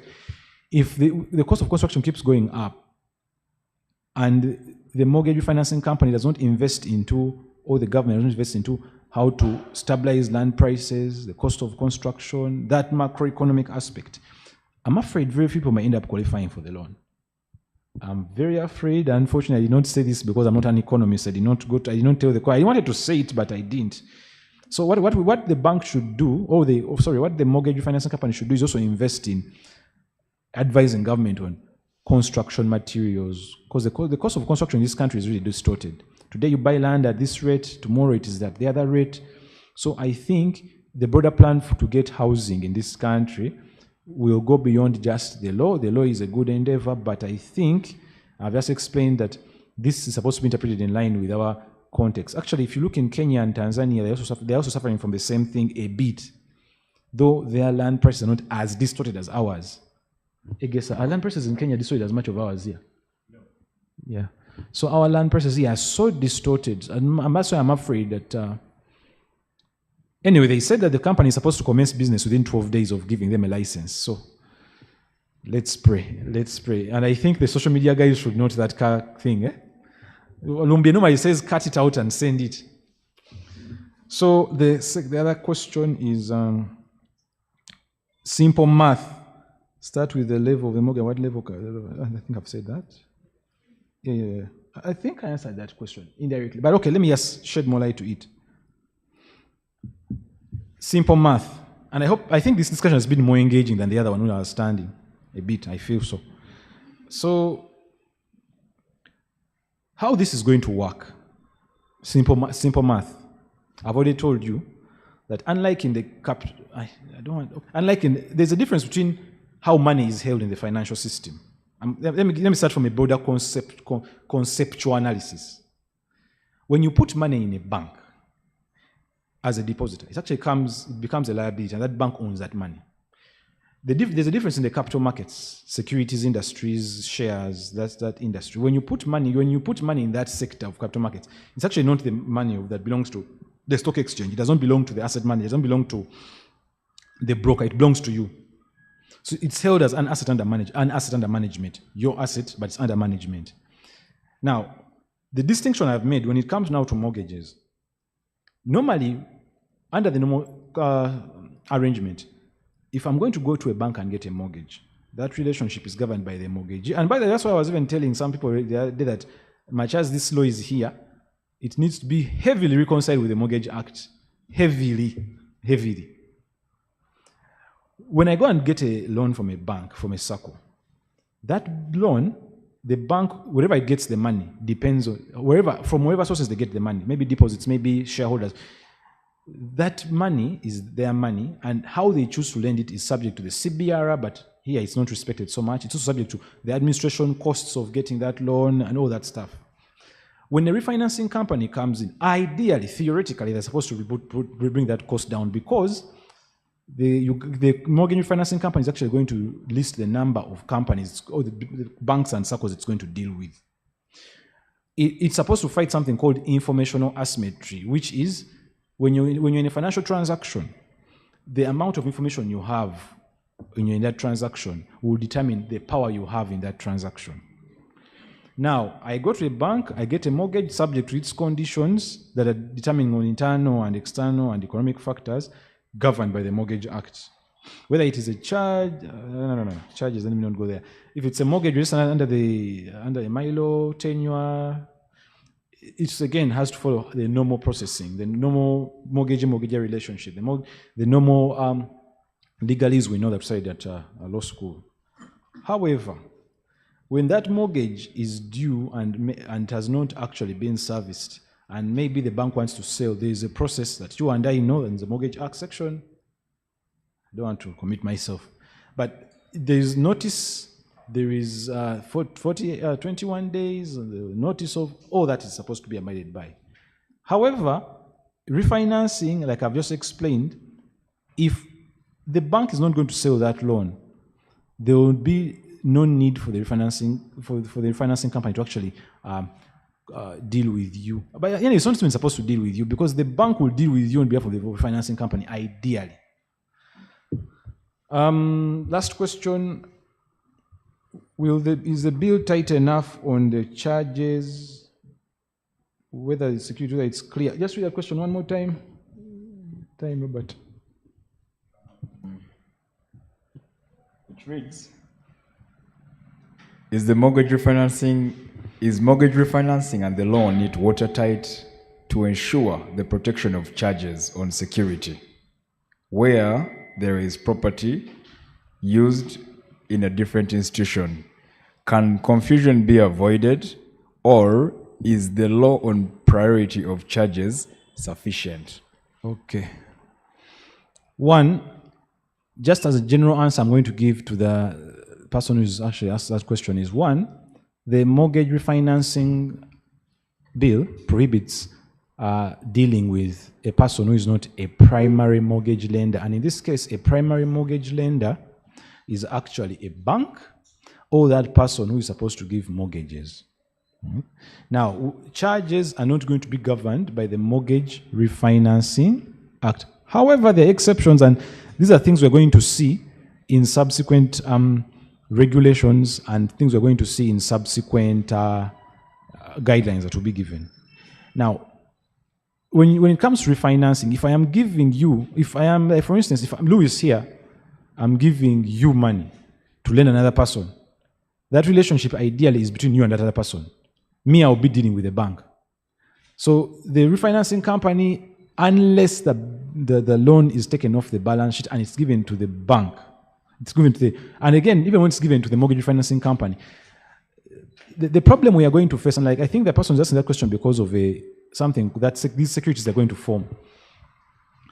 When the bank is going to do a mortgage-backed security, it is going to be subject to the master refinancing and master refinancing and servicing agreement, which might be standard, but also it's going to be governed by quite a number of enabling laws.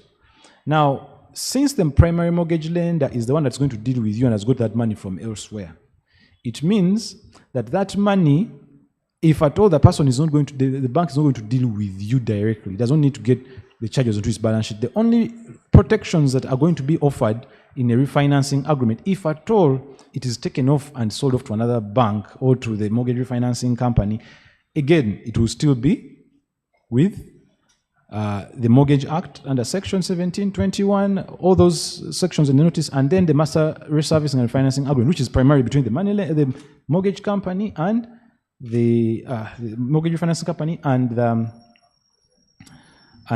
the bank. So, one, to be exact and to answer the question much more directly, one, charges are not actually envisioned in this law, and they shouldn't be, rightly so. Number two, The bank is not supposed to lend you directly, so it doesn't have to have that relationship. But again, there are caveats.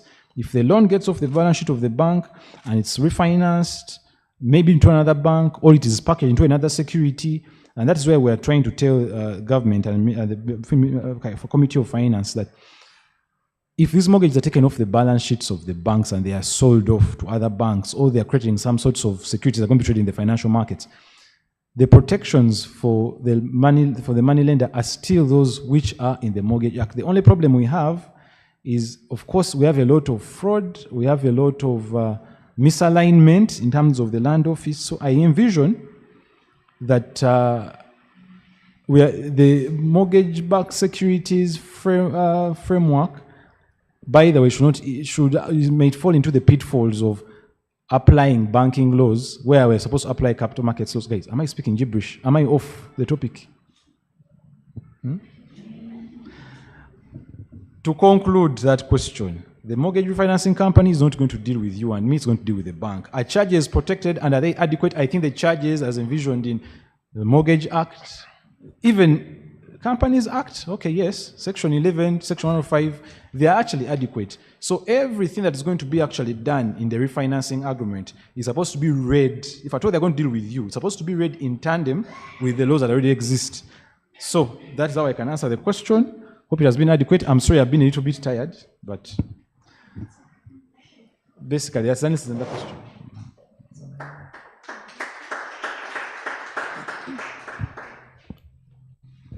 Thank you, Mr. Were, and thank you, Mr. Kizito.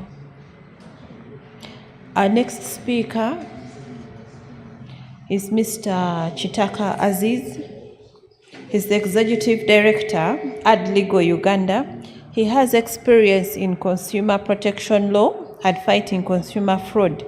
He has handled cases of deceptive advertising, competition law, breaches, produce consumer rights, liability, unfair trade practices, among others. He is dedicated to safeguarding consumer rights and holding businesses accountable across the industries. Mr. Kitaka will be discussing Mafia online lending apps who protects consumers. Mr. Kitaka, you're welcome.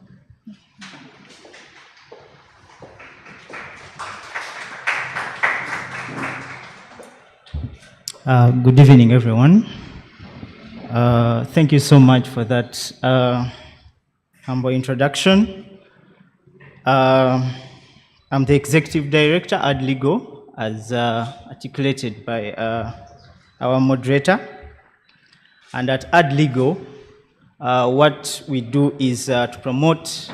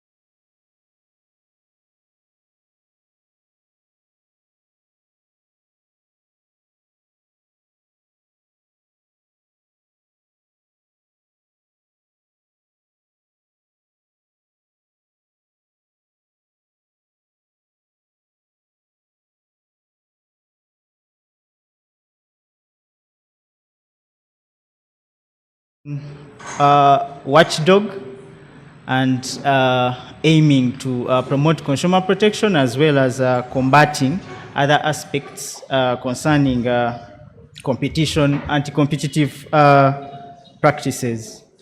My topic today is on Mafia online lending apps and the question of who protects the consumers.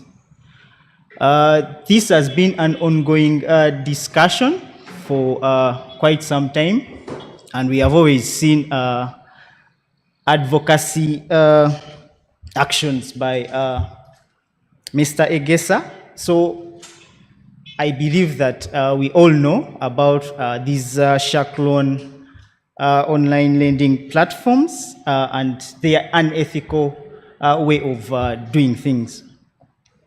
Well, to me, I believe that they normally prey on the aspect that the consumers are afraid of being ashamed in the public. And for them, that has always been their tactic in trying to do illegal activities. And amongst these activities, as highlighted in different reports, like the one for Mr. Egesa, are the practices of retrieving information from the people who try to apply for them. So for them, what they do is that when you're trying to open up the app, they request for information from you, information regarding the permission to access your phone, and as well as information regarding photos and videos and so on. And recently, some have even come up with different strategies of like asking you to record yourself a video, committing yourself that, you know, Aziz, I've took a loan of 300,000, I'll pay back. Now, they have also employed, there is a Chinese software whereby it has the element of capturing your facial recognition.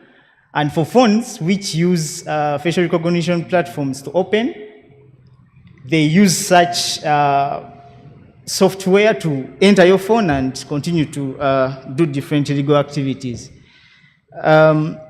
This has been a cause of alarm for some time. And last year in December, around 19th December, if I'm not if I've not made a mistake, the Parliament faced that question, whereby even the Deputy Speaker of Parliament made a testimony that he has ever been a victim of these shark loans. But the question is, aren't there laws? Is the regulator doing enough?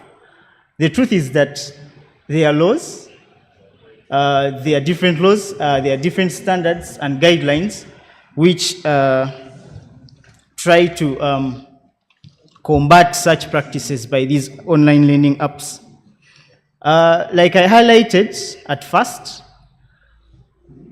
one of the tactics, or among the tactics that I'm going to talk about, is the use of foreign numbers. Remember, they know that they are operating illegally. So they try to use foreign numbers, let's say from Kenya, Rwanda, and they try to call the lenders asking for money in an aggressive way, which is illegal. Obviously, the law does not allow such practices.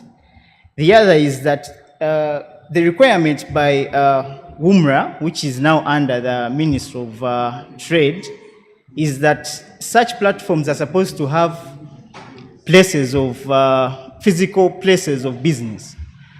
Now, when they register, let's say they have registered as Mangu Cash with the regulator, for them, when they are trying to trade their app, they can use another name, like Quick Money. Now, it is very hard for you to trace them because when you're trying to look out for Quick Money, it might be an non-existing entity. And there, it can be a little bit tricky for the regulators. The regulators have also tried to come up with countermeasures by engaging Google to pull off these apps, but these apps have employed other machineries, like using their websites. So there is the APK, the Android package kit, which is normally embedded on the website. So they tend to share that with the consumers who tap and then download the apps. So this has clearly been a challenge, but my discussion today is on the big question: who is protecting the consumers?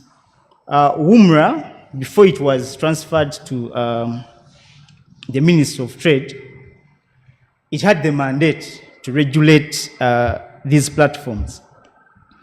But to me, they did not do enough. How can a regulator publish a list of illegal loan apps in the newspapers and not have such on their website? Now, among their mandates is that they are supposed to create awareness. But now you are the regulator, you publish a list, it's not on your official website. You can imagine. Now, on the website, when you go there, you find there pictures of people putting on suits, sipping coffee on conferences. Now, that does not clearly does not bring out the aspect of consumer protection. The regulator clearly knows that these apps are illegal. You publish a list in the newspapers, and it's not on your website. We tried to scroll through the website, we failed to get a list, and to our surprise, the list we saw was the one of 2016. You can imagine. The other is that the regulator has always been hard to pass on information to people. When we tried to look for the list, we wrote to the regulator asking for a list of legal apps. The regulator did not respond till that. Yet we clearly know that under Article 41, it's a constitutional right for anyone to access information from a public body. And clearly, WUMRA, under Section 2 of the Access to Information Act, is a public body which is obliged to pass on information. So clearly that is a red flag on the side of the regulator. The other is that they have always delayed to solve complaints. And that was highlighted in Mr. Egesa's report. They receive complaints, they delay. And according to Mr. Egesa's report, for him, he clearly brought out the aspect that are they part of these illegal activities? Because if someone runs to you to report a complaint about how these apps are operating, you take time to handle. The other is that they have always handled things in a colonial way. And this clearly speaks to the Rnblive vision, decolonization. Now, you're trying to fight online apps, online lending apps, as you hear the word, and you publish a list of illegal online apps in the newspapers. Remember, you're trying to fight digital platforms. The people who access these platforms access them online. You're trying to communicate to them about the illegal platforms, and you only communicate in the newspapers.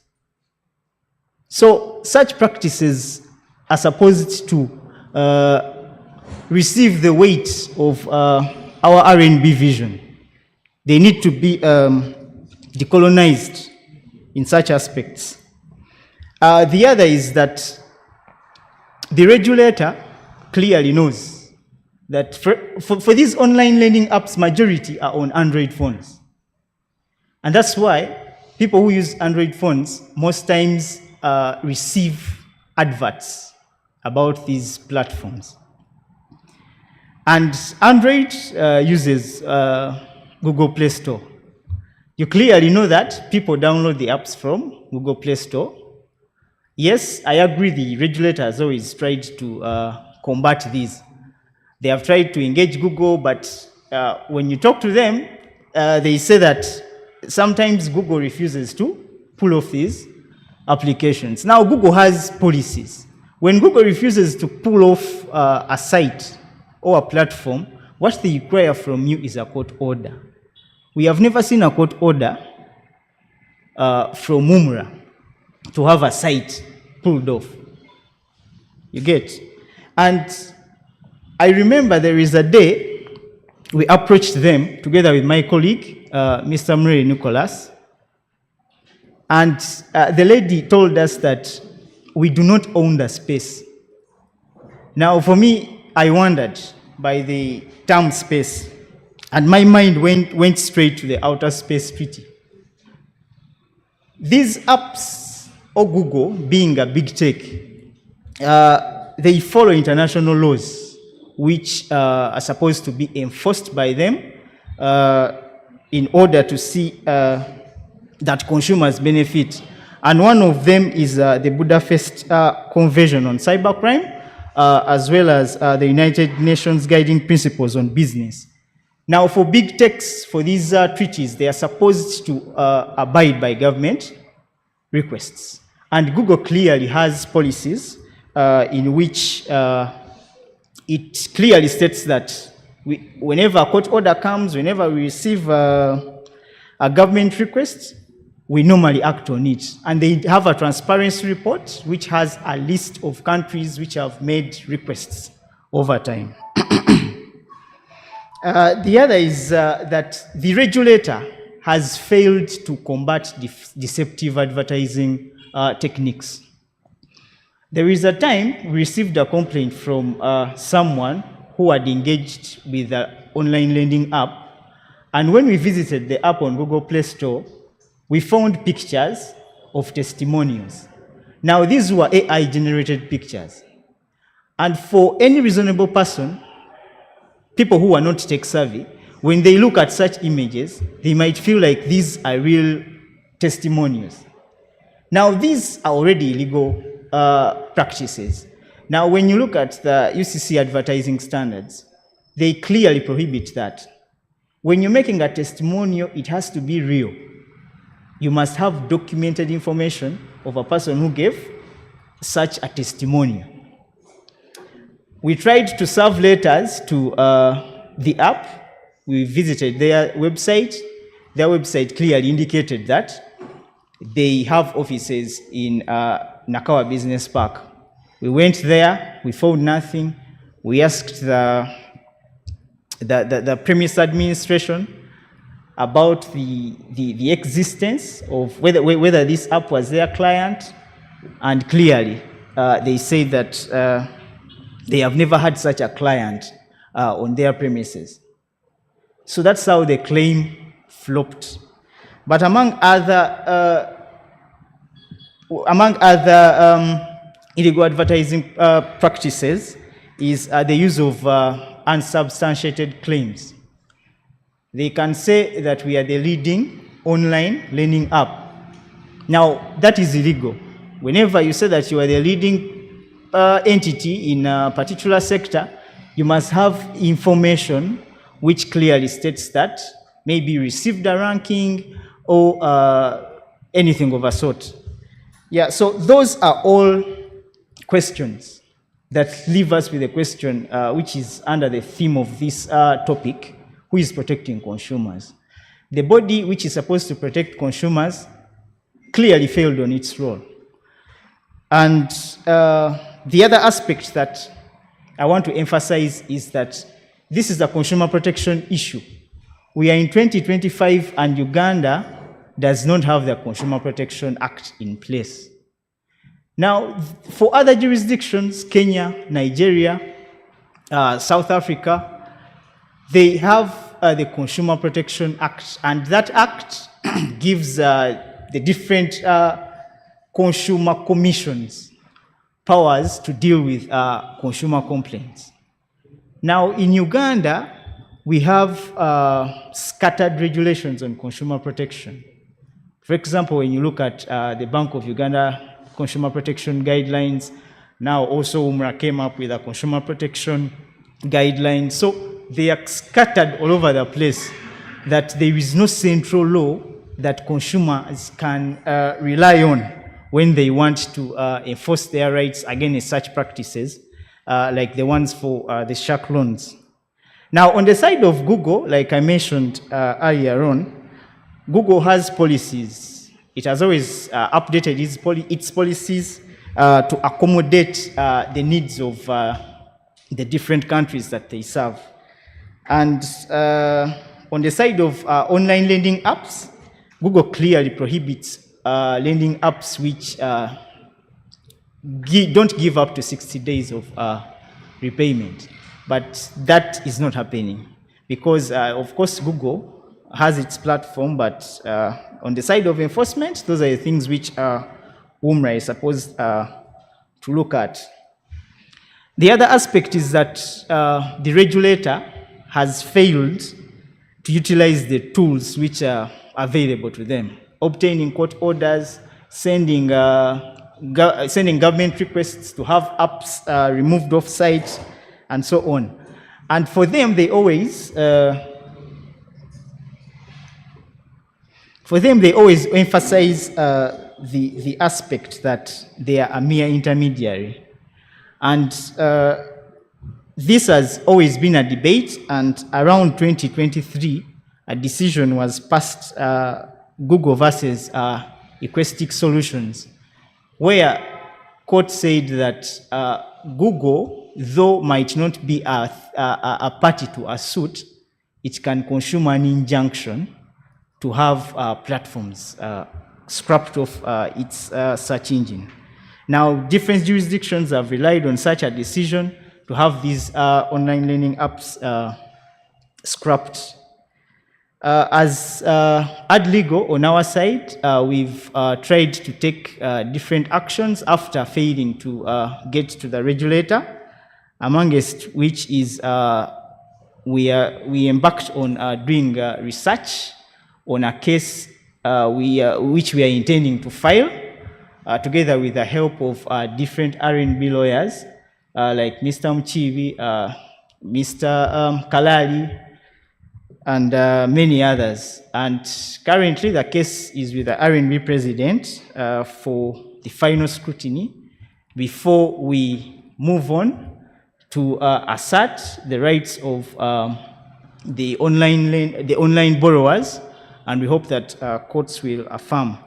Now, as Rnb or as Adligo, we move on the ideology that there is nothing which is impossible, because for some lawyers, they feel like suing Google is rocket science. You cannot get justice out of it. But as the president always emphasizes, that what is looked at as something which is laughable today, it can become the acceptable standard tomorrow. So we are moving under that to have such practices combated. As I wind up, I request the leadership of Rnb that we can join hands. We have Mr. Egesa around, the CEO, so that we can come up with a declaration to work together. And I don't know if the president might be pleased that we can come up with resolutions whereby we can all agree that let's fight these online shark loans. UAS already has the Rnb legal aid. We can have a section within whereby we can receive complaints from the different consumers. We can launch stakeholder engagements on such issues and so on. I beg to stop here so that I can let Mr. Egesa add on. Thank you so much.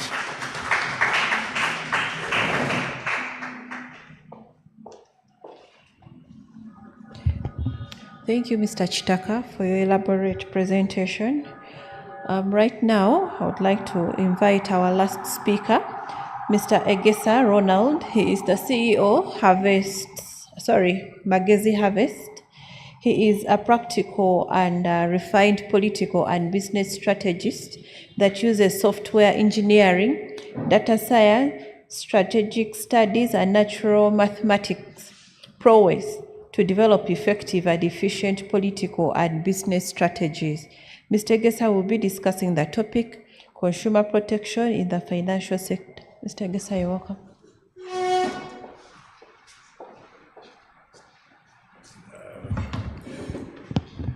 Good afternoon, ladies and gentlemen. My name is Egesa Ronald Leonard. My names are not commutative. So if you want to refer to me by first name, you call me Egesa. I'm going to be talking about the role of lawyers in the protection of consumers in the financial services sector. That's what I'm going to be talking about this afternoon. Just a brief about my background. It's quite varied. Many people know me as a software engineer or as a computer programmer, but I've also done a couple of other things, which I also continue to do. So right now, you see she was trying to read from what is on my profile or on my online profile. I always tell people, I think for money. I just think, develop strategies and try to be as practical as possible. I'm always daring. I don't fear to experiment, even with the biggest of companies that you think. Most of the commercial banks you have in town, I have toyed with their systems, I've experimented with them, and I go to them and say, look, this system is not fit for purpose. Yeah, you are using a colonial system. My brother was talking about decolonization. That is the first thing we need to talk about. So I'm not going to go into textbook stuff. Also for context purposes, I've also had stints working with Bretton Woods institutions. I did consultancies for World Bank in my 20s. Now I'm actually 40. I did consultancy at World Bank, IOM, ILO, IFPRI, quite a number of these institutions. And I realized they're actually not fit for purpose. They're not fit for purpose in an economy like this one. So I felt that, I could contribute better to society by retreating to private work and activism. So that's how I end up in activism, partly. It's a part-time endeavor. So before I go to what is the role of lawyers in the aspect of consumer protection in the financial services sector, I would like to paint a picture of what the financial services sector looks like. I'll concentrate at the very top. I'll not deal so much with the Tier 4 and other money lending institutions. Like there are other guys who would fall in that category, like he has been prosecuting here. But they choose to operate both legally and illegally. In fact, many of the culprits in the illegal money lending business, or what you'd call unethical players, they are actually licensed, but they are doing both ethical and unethical. So the bigger part of their business is the unethical bit, what you would really classify as bordering on unethical and illegal. But I want to paint a picture of the financial services sector from the very top. Let's say we are looking at Tier 1 institutions, we are looking at commercial banks that are directly regulated by the Central Bank of Uganda. I had a conversation with one of the CEOs. I was trying to help a client who wants to enter into this market, wanted to acquire a commercial bank. So one of the prospects that we are looking at, I had a chat with their CEO, and she asked me, where do you bank? I said, I don't have an account in your bank. And so she was like, I'm curious to know why you don't have an account in our bank. I said, well, I'll explain this to you. Your banks are designed in such a way that you assume that when a client walks to you, they are a criminal. Then put them to task to prove they are not. Then they go ahead to prove they are. So from the process of KYC and everything else that follows while consuming financial services, you are putting them to task to prove they are not a criminal. And even if they do, you say, well, it doesn't matter. We'll still treat you as one. Then she said, okay, so what about the bank that you deal with? I said, well, the bank that I deal with is not actually, is operation in Uganda, but I don't even use the Ugandan operation because it is still within the same regulatory space. So I use the Kenyan operation of the same bank. And I said it's because this bank, given its background, they assume that a client who walks to us is rational. So they do not start by assuming that the client is irrational. Now, the moment you understand this is the mentality of training a banker who walks into the banking, profession or trade, whatever you want to call it. This is the mentality that they are given from day one, that you are dealing with criminals. Okay? Then you have understood the mindset of an entire industry. So the entire industry, this is the mindset they have. So which then takes us to what is the position of the consumer and what is the position of the rights of the consumer as they are consuming financial services. So the consumer then remains on their own. You are on your own.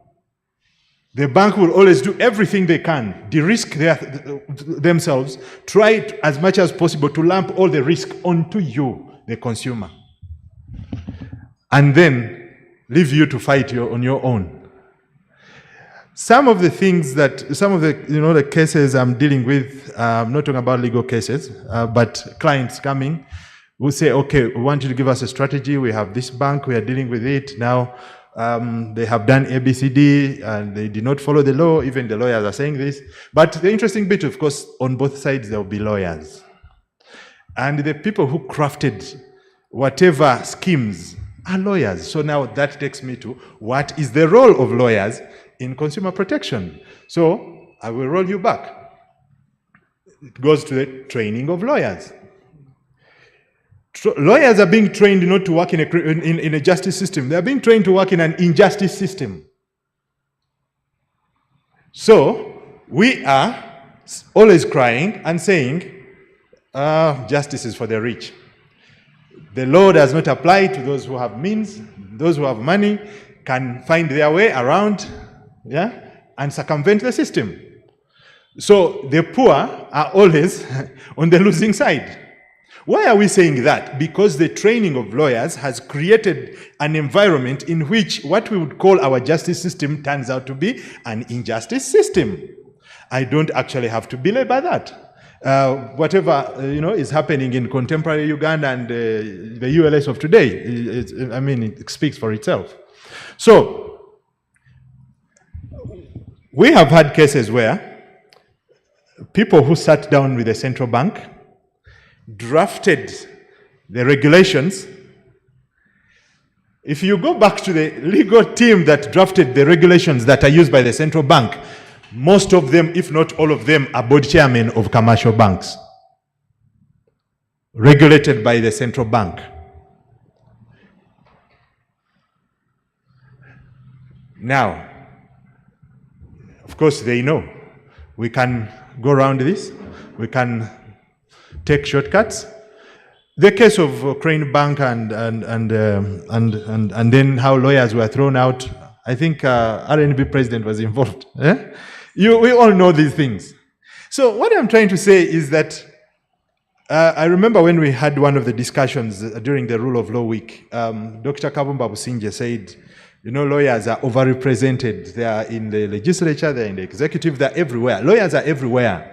But why don't we solve problems? Why are we always digging? We are in a hole and we keep digging. Why? It goes back to the training of a lawyer. The training of a lawyer, they are being trained to say, okay, I want you come to me, tell me what your interests are, and I'll protect them. The lawyer is being trained to act as a robot, and a dumb one at that, who cannot tell the client, this is not right. This is what you want to do, but it is not right. Let's not do it. Even at the time when the client has not even committed an offense, you should, as a lawyer, it goes without saying, this is a matter of value systems. It's not even about the practice of law. It's a matter of value systems. Yeah? So, You have a lawyer who says, no, we have a way, we can go around it like this, we can go around it like this. So in so doing, so you are helping a commercial bank to circumvent the regulations that are supposed to protect, on paper, to protect the rights of consumers of financial services, but you are telling the commercial bank, no, you can do ABC when you are reporting, you can do this and this, the law is not very clear, we can take advantage of this window. In fact, when we were going after these illegal money lenders online, someone comes up and says, of course there is a precedent. Guidelines are not binding. Until they come up with regulations, UMRA guidelines are not binding. So these fellows will shoot you down when you take them to court. Now, you are a lawyer retained by this firm to advise them, you are giving advisory, services on how they should play right. So instead of giving them the right compliance advice, you are telling them, no, you can do bad manners as long as the law will not catch you. That's why I said these are people who are trained to operate in an injustice system, not a system that perpetuates justice or promotes justice. So I'm going back to the words of a senior counsel, Isaac Semakadi. I think he was at Makerere and talking to law students. So they asked him, what should we do? What should we study and all that? He told them, in fact, you may not even need to study law. Just be a damn good citizen. That is all. Be a damn good citizen. What does it take to be a damn good citizen? You come into a transaction. You want to benefit in one way. But you also know the other person that is putting whatever you are going to ask of them also wants to benefit in another way. Advance good faith. Business is done on the presumption of good faith. It's not done on, we shouldn't be doing business by taking advantage of, ignorance of other people and then perpetuating crookery. Yeah? The reason why many citizens did not know about the Uganda Law Society and all that, because it had been from the word go created to be as an elite club of people didn't even know. People were asking, have they been electing Law Society presidents? Yeah? People are asking these things. Why? Because it was an elite club, exclusive club of lawyers that are detached. It's the same thing now. This is what is happening in the financial services sector. There is a clique of law firms. These are your members that I'm talking about now. Yeah? Some of them are my friends. Yeah? So they are a clique who say, no, we will do A, B, C, D. And they keep doing the same things. And then the funny thing is that you find they split. One group splits from one law firm, goes somewhere, and then takes on work from another service provider, another bank, and then continues with the same bad manners. Now, what exactly is happening in the financial services sector? There is no growth of commercial banking in Uganda. There is no serious growth. What is happening is cannibalization. Yeah? So banks cannibalize on each other. So if you go and look at the Bank of Uganda reports and study the performance of commercial banks, you will see that when one bank grows, reports significant growth, let's say in their credit portfolio, you will see that it has actually been a drop somewhere. So you lose 5 clients, 5 big clients, because maybe I came and bought out 2 loans. And then I also hired one of, maybe your head of credit, and they come with 3 other clients. So the 5 big accounts you have, I've taken them from you. So this year we shall report growth, and we say we have now moved into the top 4. Then you will say, okay, we have had a bad year. Yeah? So, so I have my friends who are working in banking. So today you find them in this bank, tomorrow you find them in another bank, and they are always moving with the clients. They tag clients. So they are always moving with the clients from this bank to another bank. Yeah? So it is a cabal. In layman's speak, the commercial services sector, the financial services sector is actually a criminal enterprise. I've never been shy about this. You can quote me on it. I always tell it to them. Even when I'm discussing with CEOs of most of these banks, I always tell them, you are running a criminal enterprise. Yeah? I had the opportunity when I was about 26 years to sit with a gentleman from the UK who drafted the Islamic Banking Manual of Indonesia. He also drafted the one of the United Arab Emirates. And so I asked him, why are you comfortable working outside the UK and not playing with? He said, no, I'm not interested because this is a criminal enterprise. And he showed me why. And why when he was doing the Islamic, and this guy is not a Muslim. Yeah, he's a British national, trained at Oxford University, hired by these Muslim nations to craft for them. They simply told him the principles that what are the principles of Islamic banking? They explained them to him. He sat down and drafted a manual that they are supposed to follow. And even after he did that for the UAE, they tasked him with setting up the United Arab Bank. So he set up the United Arab Bank. So at the time I'm meeting him, he's now setting up the United Arab Bank. He's Senior Vice President, Legal. At that time I was a young man consulting for World Bank. And he starts telling me all the things, some of which of course I knew. I started reading books like The Moneylenders when I was still a young boy in school. So this is a criminal enterprise. What makes it a criminal enterprise? It's the handwork of lawyers. It's the handwork of lawyers. So lawyers, and this one we have to give you direct feedback, and I'm giving you feedback. It is your handwork. You sit and craft these schemes. Why? You do not advance good faith in a transactional setting. You are going into, provide advisory services to a financial services player, but you are not advancing good faith. You are simply saying, I'm going to help you to take corners, to take shortcuts. So you are basically accessorizing, what do you call it? Abetting crime?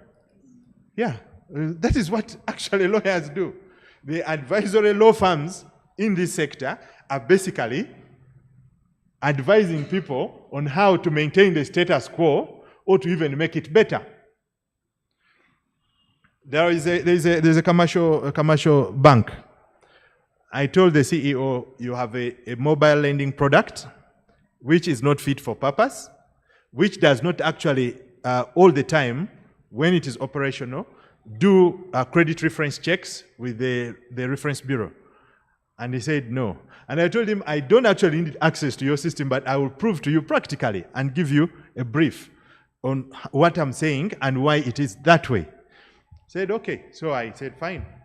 2 months down the line, I get back to him and say, here is the problem.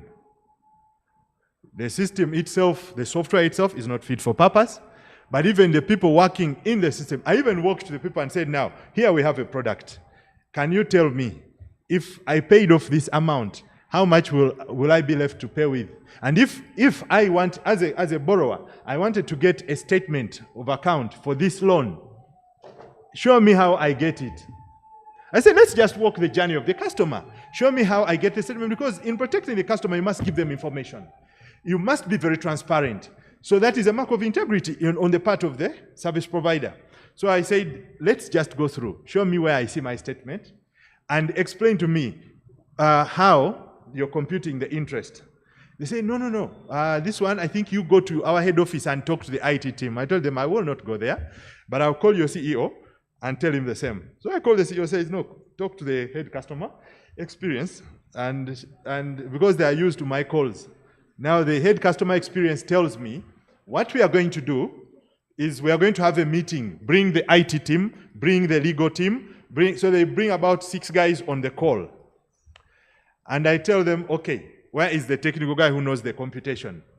We are dealing with a loan product, but none of the guys on the call can actually tell you what the interest rate is and how it is calculated. Now, I'm telling these guys, you are dealing with an empowered person who can pick a phone and call your CEO. What about a user who is deep in the village, does not even know where the head office of your bank is? How are they protected? Yeah, if you cannot answer these questions and just explain to me, who will not even ask you to break down technical terms? How does a person who is consuming this product from deep somewhere in the village, address the concerns they have.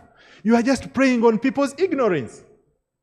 Now, so I go back, I call someone at the central bank. I say, now this is what is happening. So how are you helping consumers to be protected? Yes, you have consumer protection guidelines as Bank of Uganda. I have gone through most of them, but much of this is on paper. In practice, do you have the means? Have you yourself, has the Bank of Uganda team, for example, walked through the journey of each of these products before they are actually launched by these players? And regulators are supposed to be notified about these products, and the players are supposed to provide the tariff guides for each of these products that they are putting on the market. So I said, have you walked through the thing? So I take them through. I say, look, this is how this thing works. And I have a recording of my meeting with these guys. It is here. You listen to the guy. I told the guy he did calculation 6 times until I realized he could not even figure out. So I used my own okay, let me say, I am a mathematician. So I told him, now, I've looked at your figures. I'll help you work out the interest rate, and I'll tell it to you. Now imagine I am the client now telling you what the interest rate is and how it is being computed. Yeah. So I tell him, and then he turns to his colleagues and they say, oh, yeah, that's right. And I'm like, all of you don't know how this is being calculated. So regulatory gaps are there. Why are the regulatory gaps there? It goes back to when you sent me an invite, you indicated that you had an aspect of legal tech. Now, regulators in the financial services sector, it's not just the Bank of Uganda. We have the FIA here and the others. Okay. Yeah, sure, I am. So regulators are not moving at the same pace. When you look at the players deploy, they have huge budgets for acquisition of technology. You will find that a bank will invest a lot of money to upgrade their systems. All the regulator wants, the central bank simply says, we must know this system, that is all. But they are not sitting down to say, we must have a system that can actually monitor you guys in real time. Yeah? That is not there. So, regulators are lagging behind in terms of technology. So, their technology is not fit for purpose. They are relying mostly on the goodwill of the players submitting. I had another case where I was investigating an organized crime syndicate, and these guys, who do carding, what you call carding, debit cards, credit cards, they steal people's details and then they get money and all that. So it's a fraudulent scheme. So I discovered that the head of security in a commercial bank here in Kampala was actually the head of the racket. So I drop a mail to the CEO says, head of security, please handle. Then I tell him, you cannot send a cannibal to guard a mortuary.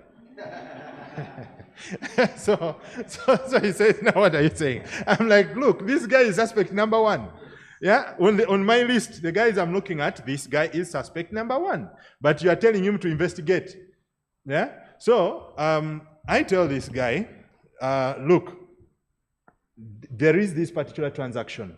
What does the law say? The law says, you see suspicious transaction, it must be flagged with the FIA within this period of time. How much time has gone? You have gone ahead, you have placed a no debit memo on the client's account. But how much time has gone between that time and now? It is about 3 weeks. You're supposed to do this in about 7 days. So 3 weeks, you've not reported to the FIA, but you stopped the account. Why did you put a no debit memo on the account? Because your share had not come. You see the point? So we have issues of insider jobs. Yeah? So banks have to deal with insider jobs. Yeah? So as I am... So because banks have to are hit by insider jobs, the staff themselves are involved in this crime. So what we need to do is the regulatory space, all the players in the regulatory space, of course, I have also noticed when we're dealing with these illegal money lending applications, we discovered that the regulators, there is no leadership. They have working group and all that, but there is no leadership. And that's why I was telling the central bank that rise to the occasion, take leadership and give direction to the others. You have so many players in the space, but then everyone is saying those guys are not doing this part of their work, those guys are not doing this part of their work, the other guys. So there is a lot of finger pointing, trading blame, and lack of leadership. Yeah, so, and of course, this is not without any reason, it's bad politics. So why are the guys at the central bank saying those guys should do this? What happens? The guy says, no, those guys connived with MPs, they created that authority, or they created that agency. But that should be a desk in my office. So the guy says, now let them do it. They are driving big cars, they are getting fat salaries. Me, I'm not being considered, I'm an ordinary worker at this institution. So they say, no, let them deal with it. Now, who is suffering? The consumer. The consumer suffers because of these. We have duplicity of roles within the regulatory space, and this is causing suffering to the consumer. So these people are jostling over superiority, they are jostling over benefits and stuff like that. At the end of the day, the loser is the consumer. Then in the process, they are also not, heavily invested on technology. If you look at some of the budgets of these agencies in the regulatory space, you will find that majority of them, trips abroad and the like, these are things that take money. They're not investing in technology. They're not saying we want to know. We had a case of, one of my lawyer friends had a case with one of the telecoms here. When we went to, the telecom offered to bring their technical team to talk to the lawyer in his office. He called me, he said, you come. So he introduced me as a strategist. I told him, don't talk. Yes, you are a lawyer, but don't talk. I will make I'll make a presentation of 5 slides. And those guys will be demolished completely. So it's also about consumer protection. So what happens? These guys come with half the board of directors. So their board of directors are about 12 people. They bring 6 directors to intimidate the lawyer. They say, oh, this is director networks, director customer experience, director this, director this. So I told him, just flash my presentation there. So I tell these guys, I have been in Kenya, I've worked in the Kenyan market for a long time. Safaricom is one of the major players there. This is the customer experience of somebody using this product. Let's run through it. Ding, ding, ding. Step 1, step 2, step 3. Do you like what you see? They're like, wow, fantastic. I'm like, now, take over. Take us through your product. I want you to give me that experience. Be as transparent to the consumer as I've shown you Safaricom does. They're like, it is a work in progress. I said, okay, it's a work in progress. I said, okay, fantastic. You sent logs extracted from your system by your director networks to this client of yours. Now, let's look at those logs. Go to this line. You are saying, the things were manually generated. They were not actually printed off a system. They were printed off and manipulated. So I'm like, okay, can you explain this row in that Excel spreadsheet? They're like, oh, that doesn't make sense. That doesn't make sense. Then I said, okay, doesn't make sense. So do you want to agree with me that these are not computer generated? They are manually generated? They said, yes. I said, okay, now we are going to brand them impugned logs.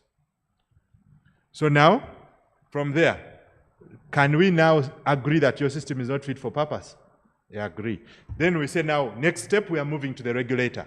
So when we went to sue, to the regulator, so the lawyer serves them an intention to sue, a notice of intention to sue. What happens? The law firm that responded to the intention of the notice of intention to sue, the telecom, was the same law firm that responded to the notice pursuing the regulator. Now you can go back to what I started with, and that's where I'm going to wind up. Yeah? I said the training of lawyers needs to be reworked, needs to be revisited. We need to have a radical surgery of our judicial system. Lawyers must not be trained to perpetrate injustice, all in the name of chasing the bag.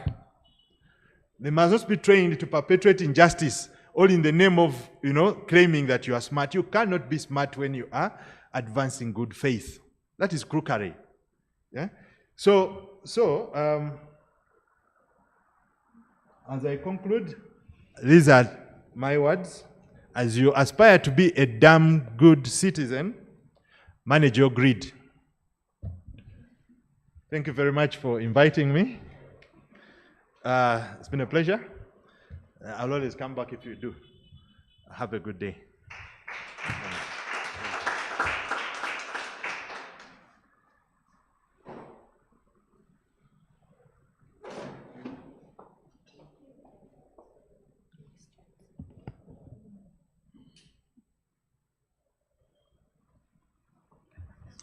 Thank you so much, Egesa, Mr. Egesa. We really thank you so much. We appreciate the time that you have given us. Councillor Aziz, we also thank you so much. Ladies and gentlemen, we are getting to the end of the session for today. We would like to take in questions from both within and online. If they are there, kindly feel free. This is an open discussion. The panelists have since showed that they are much more available to answer questions, not to interrupt when they are giving their presentations. Do you have any questions, please?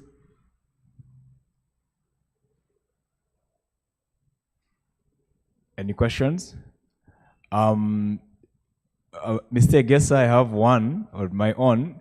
I remember the time when you were awash on social media, when there was that money lending ruckus. I think they were foreigners that you were trying to fight against.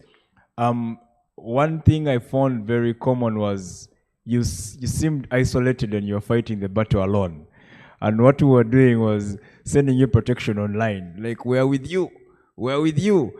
What has been your experience when you keep trying to fight these crooks who are not damn good citizens? Thank you. I can use this mic? Yeah, sure. Great. You see, there are two forms of strategy. There is prescriptive strategy and there is emergent strategy. So when you are going into a cause, you write a prescription. You know the problem, but now you write a prescription and say, I will do this, I'll do this, I'll do this. Now, my approach usually is that I deal with ecosystems. So I look at an entire ecosystem, then place that entire ecosystem on a chessboard. So most times when I make a move, it might appear foolish or worthless. I mean, a few people will say, oh, what do you intend to achieve from there? You've just written a letter to this guy. No, I know this move, you see when you're moving pieces on a board, when you move here, you affect the next move from the other player, okay?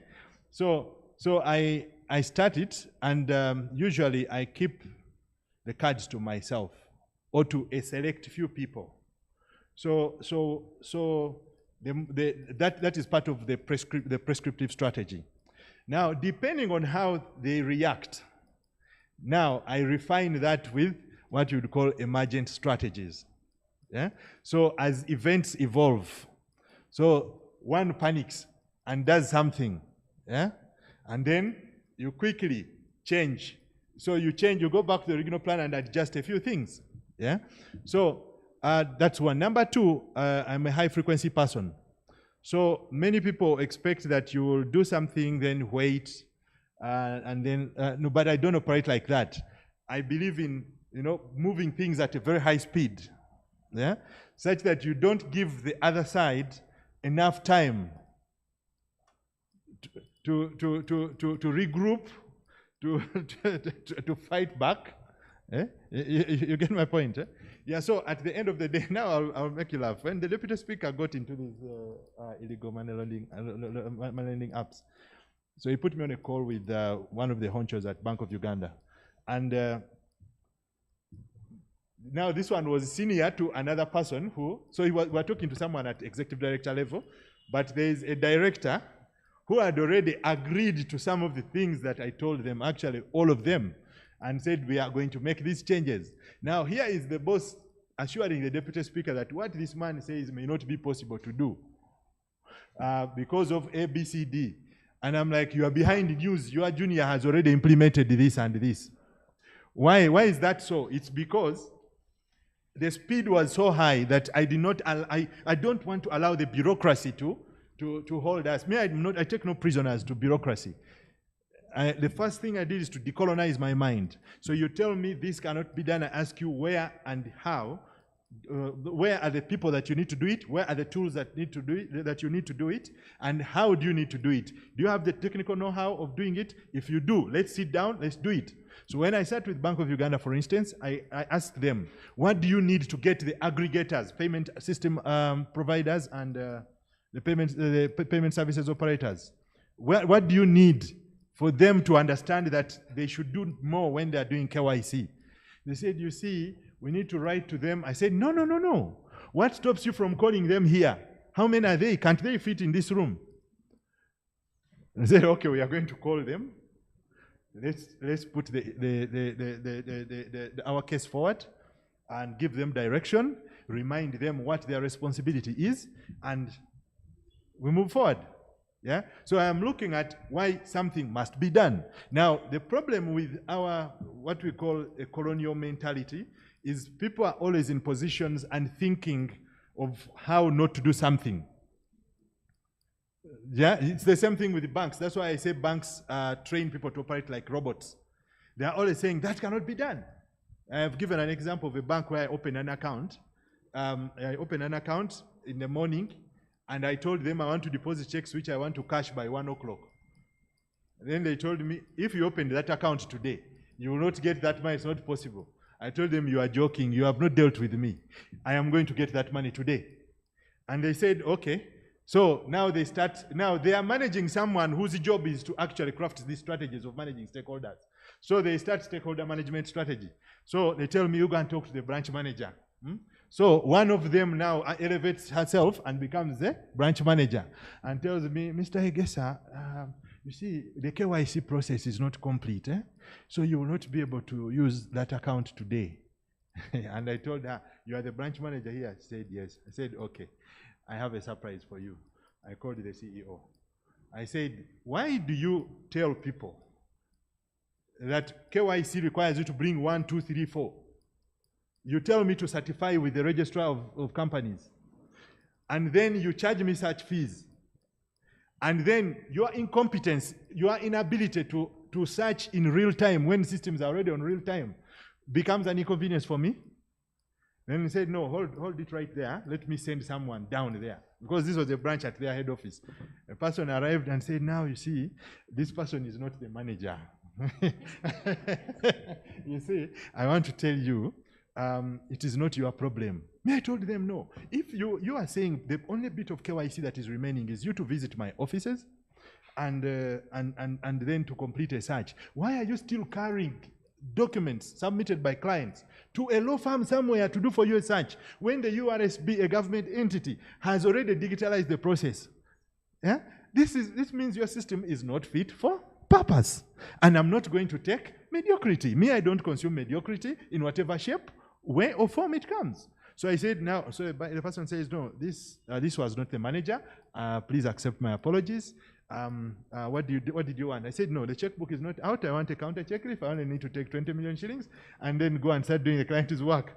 He said, please, get this, let me get, and that it was cleared. So the other person is telling me it cannot happen today. And I am walking out with the money. I'm saying it has happened today. Why? Because I don't take prisoners. I know that our systems are broken. I know what is wrong with the staff in the bank. It's a mindset problem.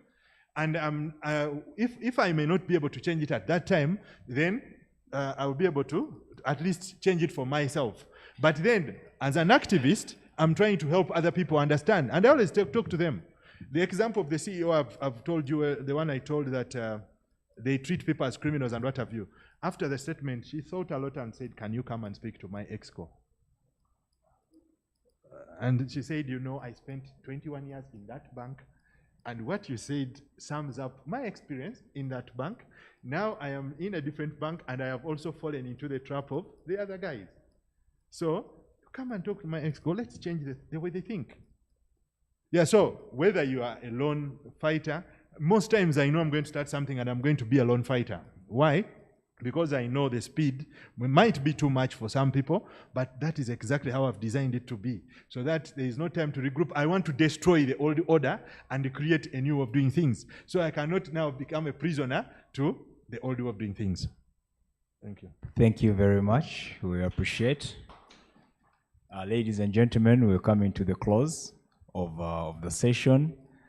Today we were tackling decolonization and digitalization of the 4Ds, but in the broader perspective, we became limited to that extent. We want to thank you all for your presence. We want to thank the speakers. 2 of them left earlier on because of other schedules. In the absence, we thank them. We want to thank the head of department, rule of law, and also the CEO, but very importantly for the guest speakers who have made time. We really appreciate, and we hope that whoever has been a part of this session, especially those online who have made time, and of course the staff over here, and all those that have performed their duties to attend this session, all the best and thank you. I would like to invite the head of department to give us the next steps. Thank you so much. Yes, thank you so much, Robert. As we come to the end, and before the CEO comes to officially close today's RNB, I would like to invite Adam, our head of communications, to say something very briefly.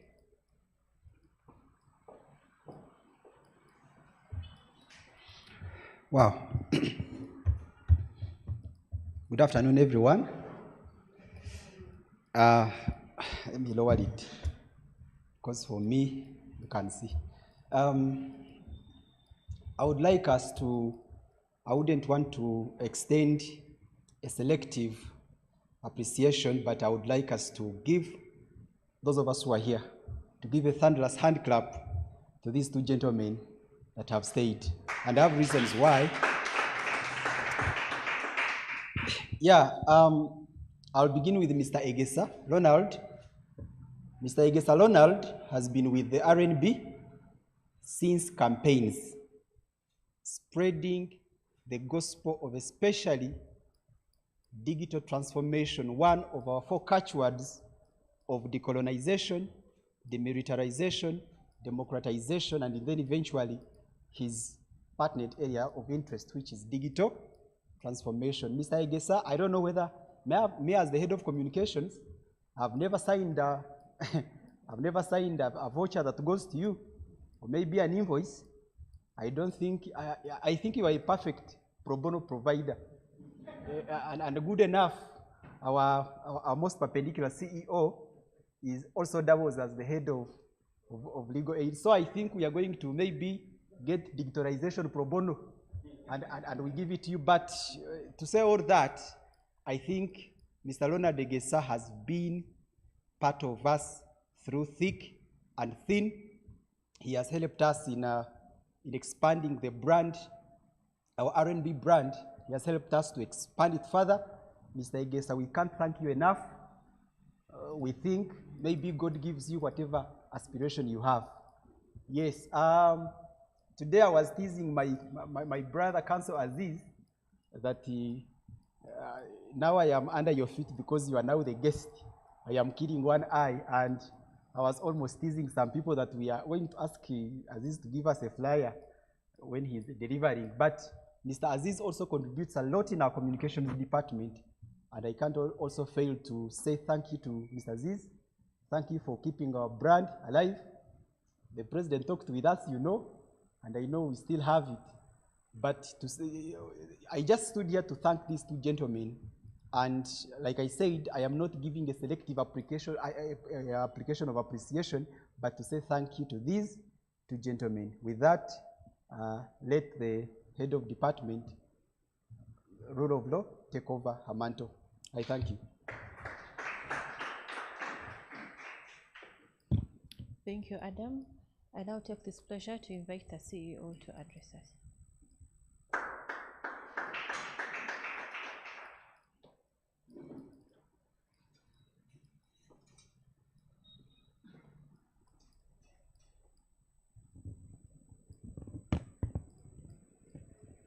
Mr. Egesa, I'll also join the rest of the team to say thank you very much for sparing your time today to come and educate us.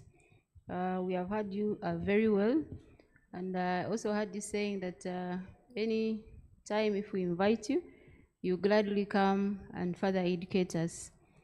Thank you for giving us pro bono services. God bless you always. Thank you, Mr. Kitaka, as well, for your contribution today. We have also learned a lot from you.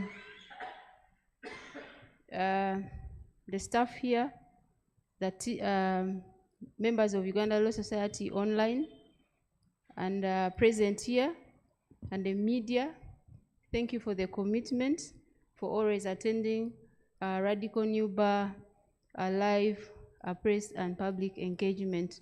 We don't take this lightly. We say thank you very much, and we have come to an end.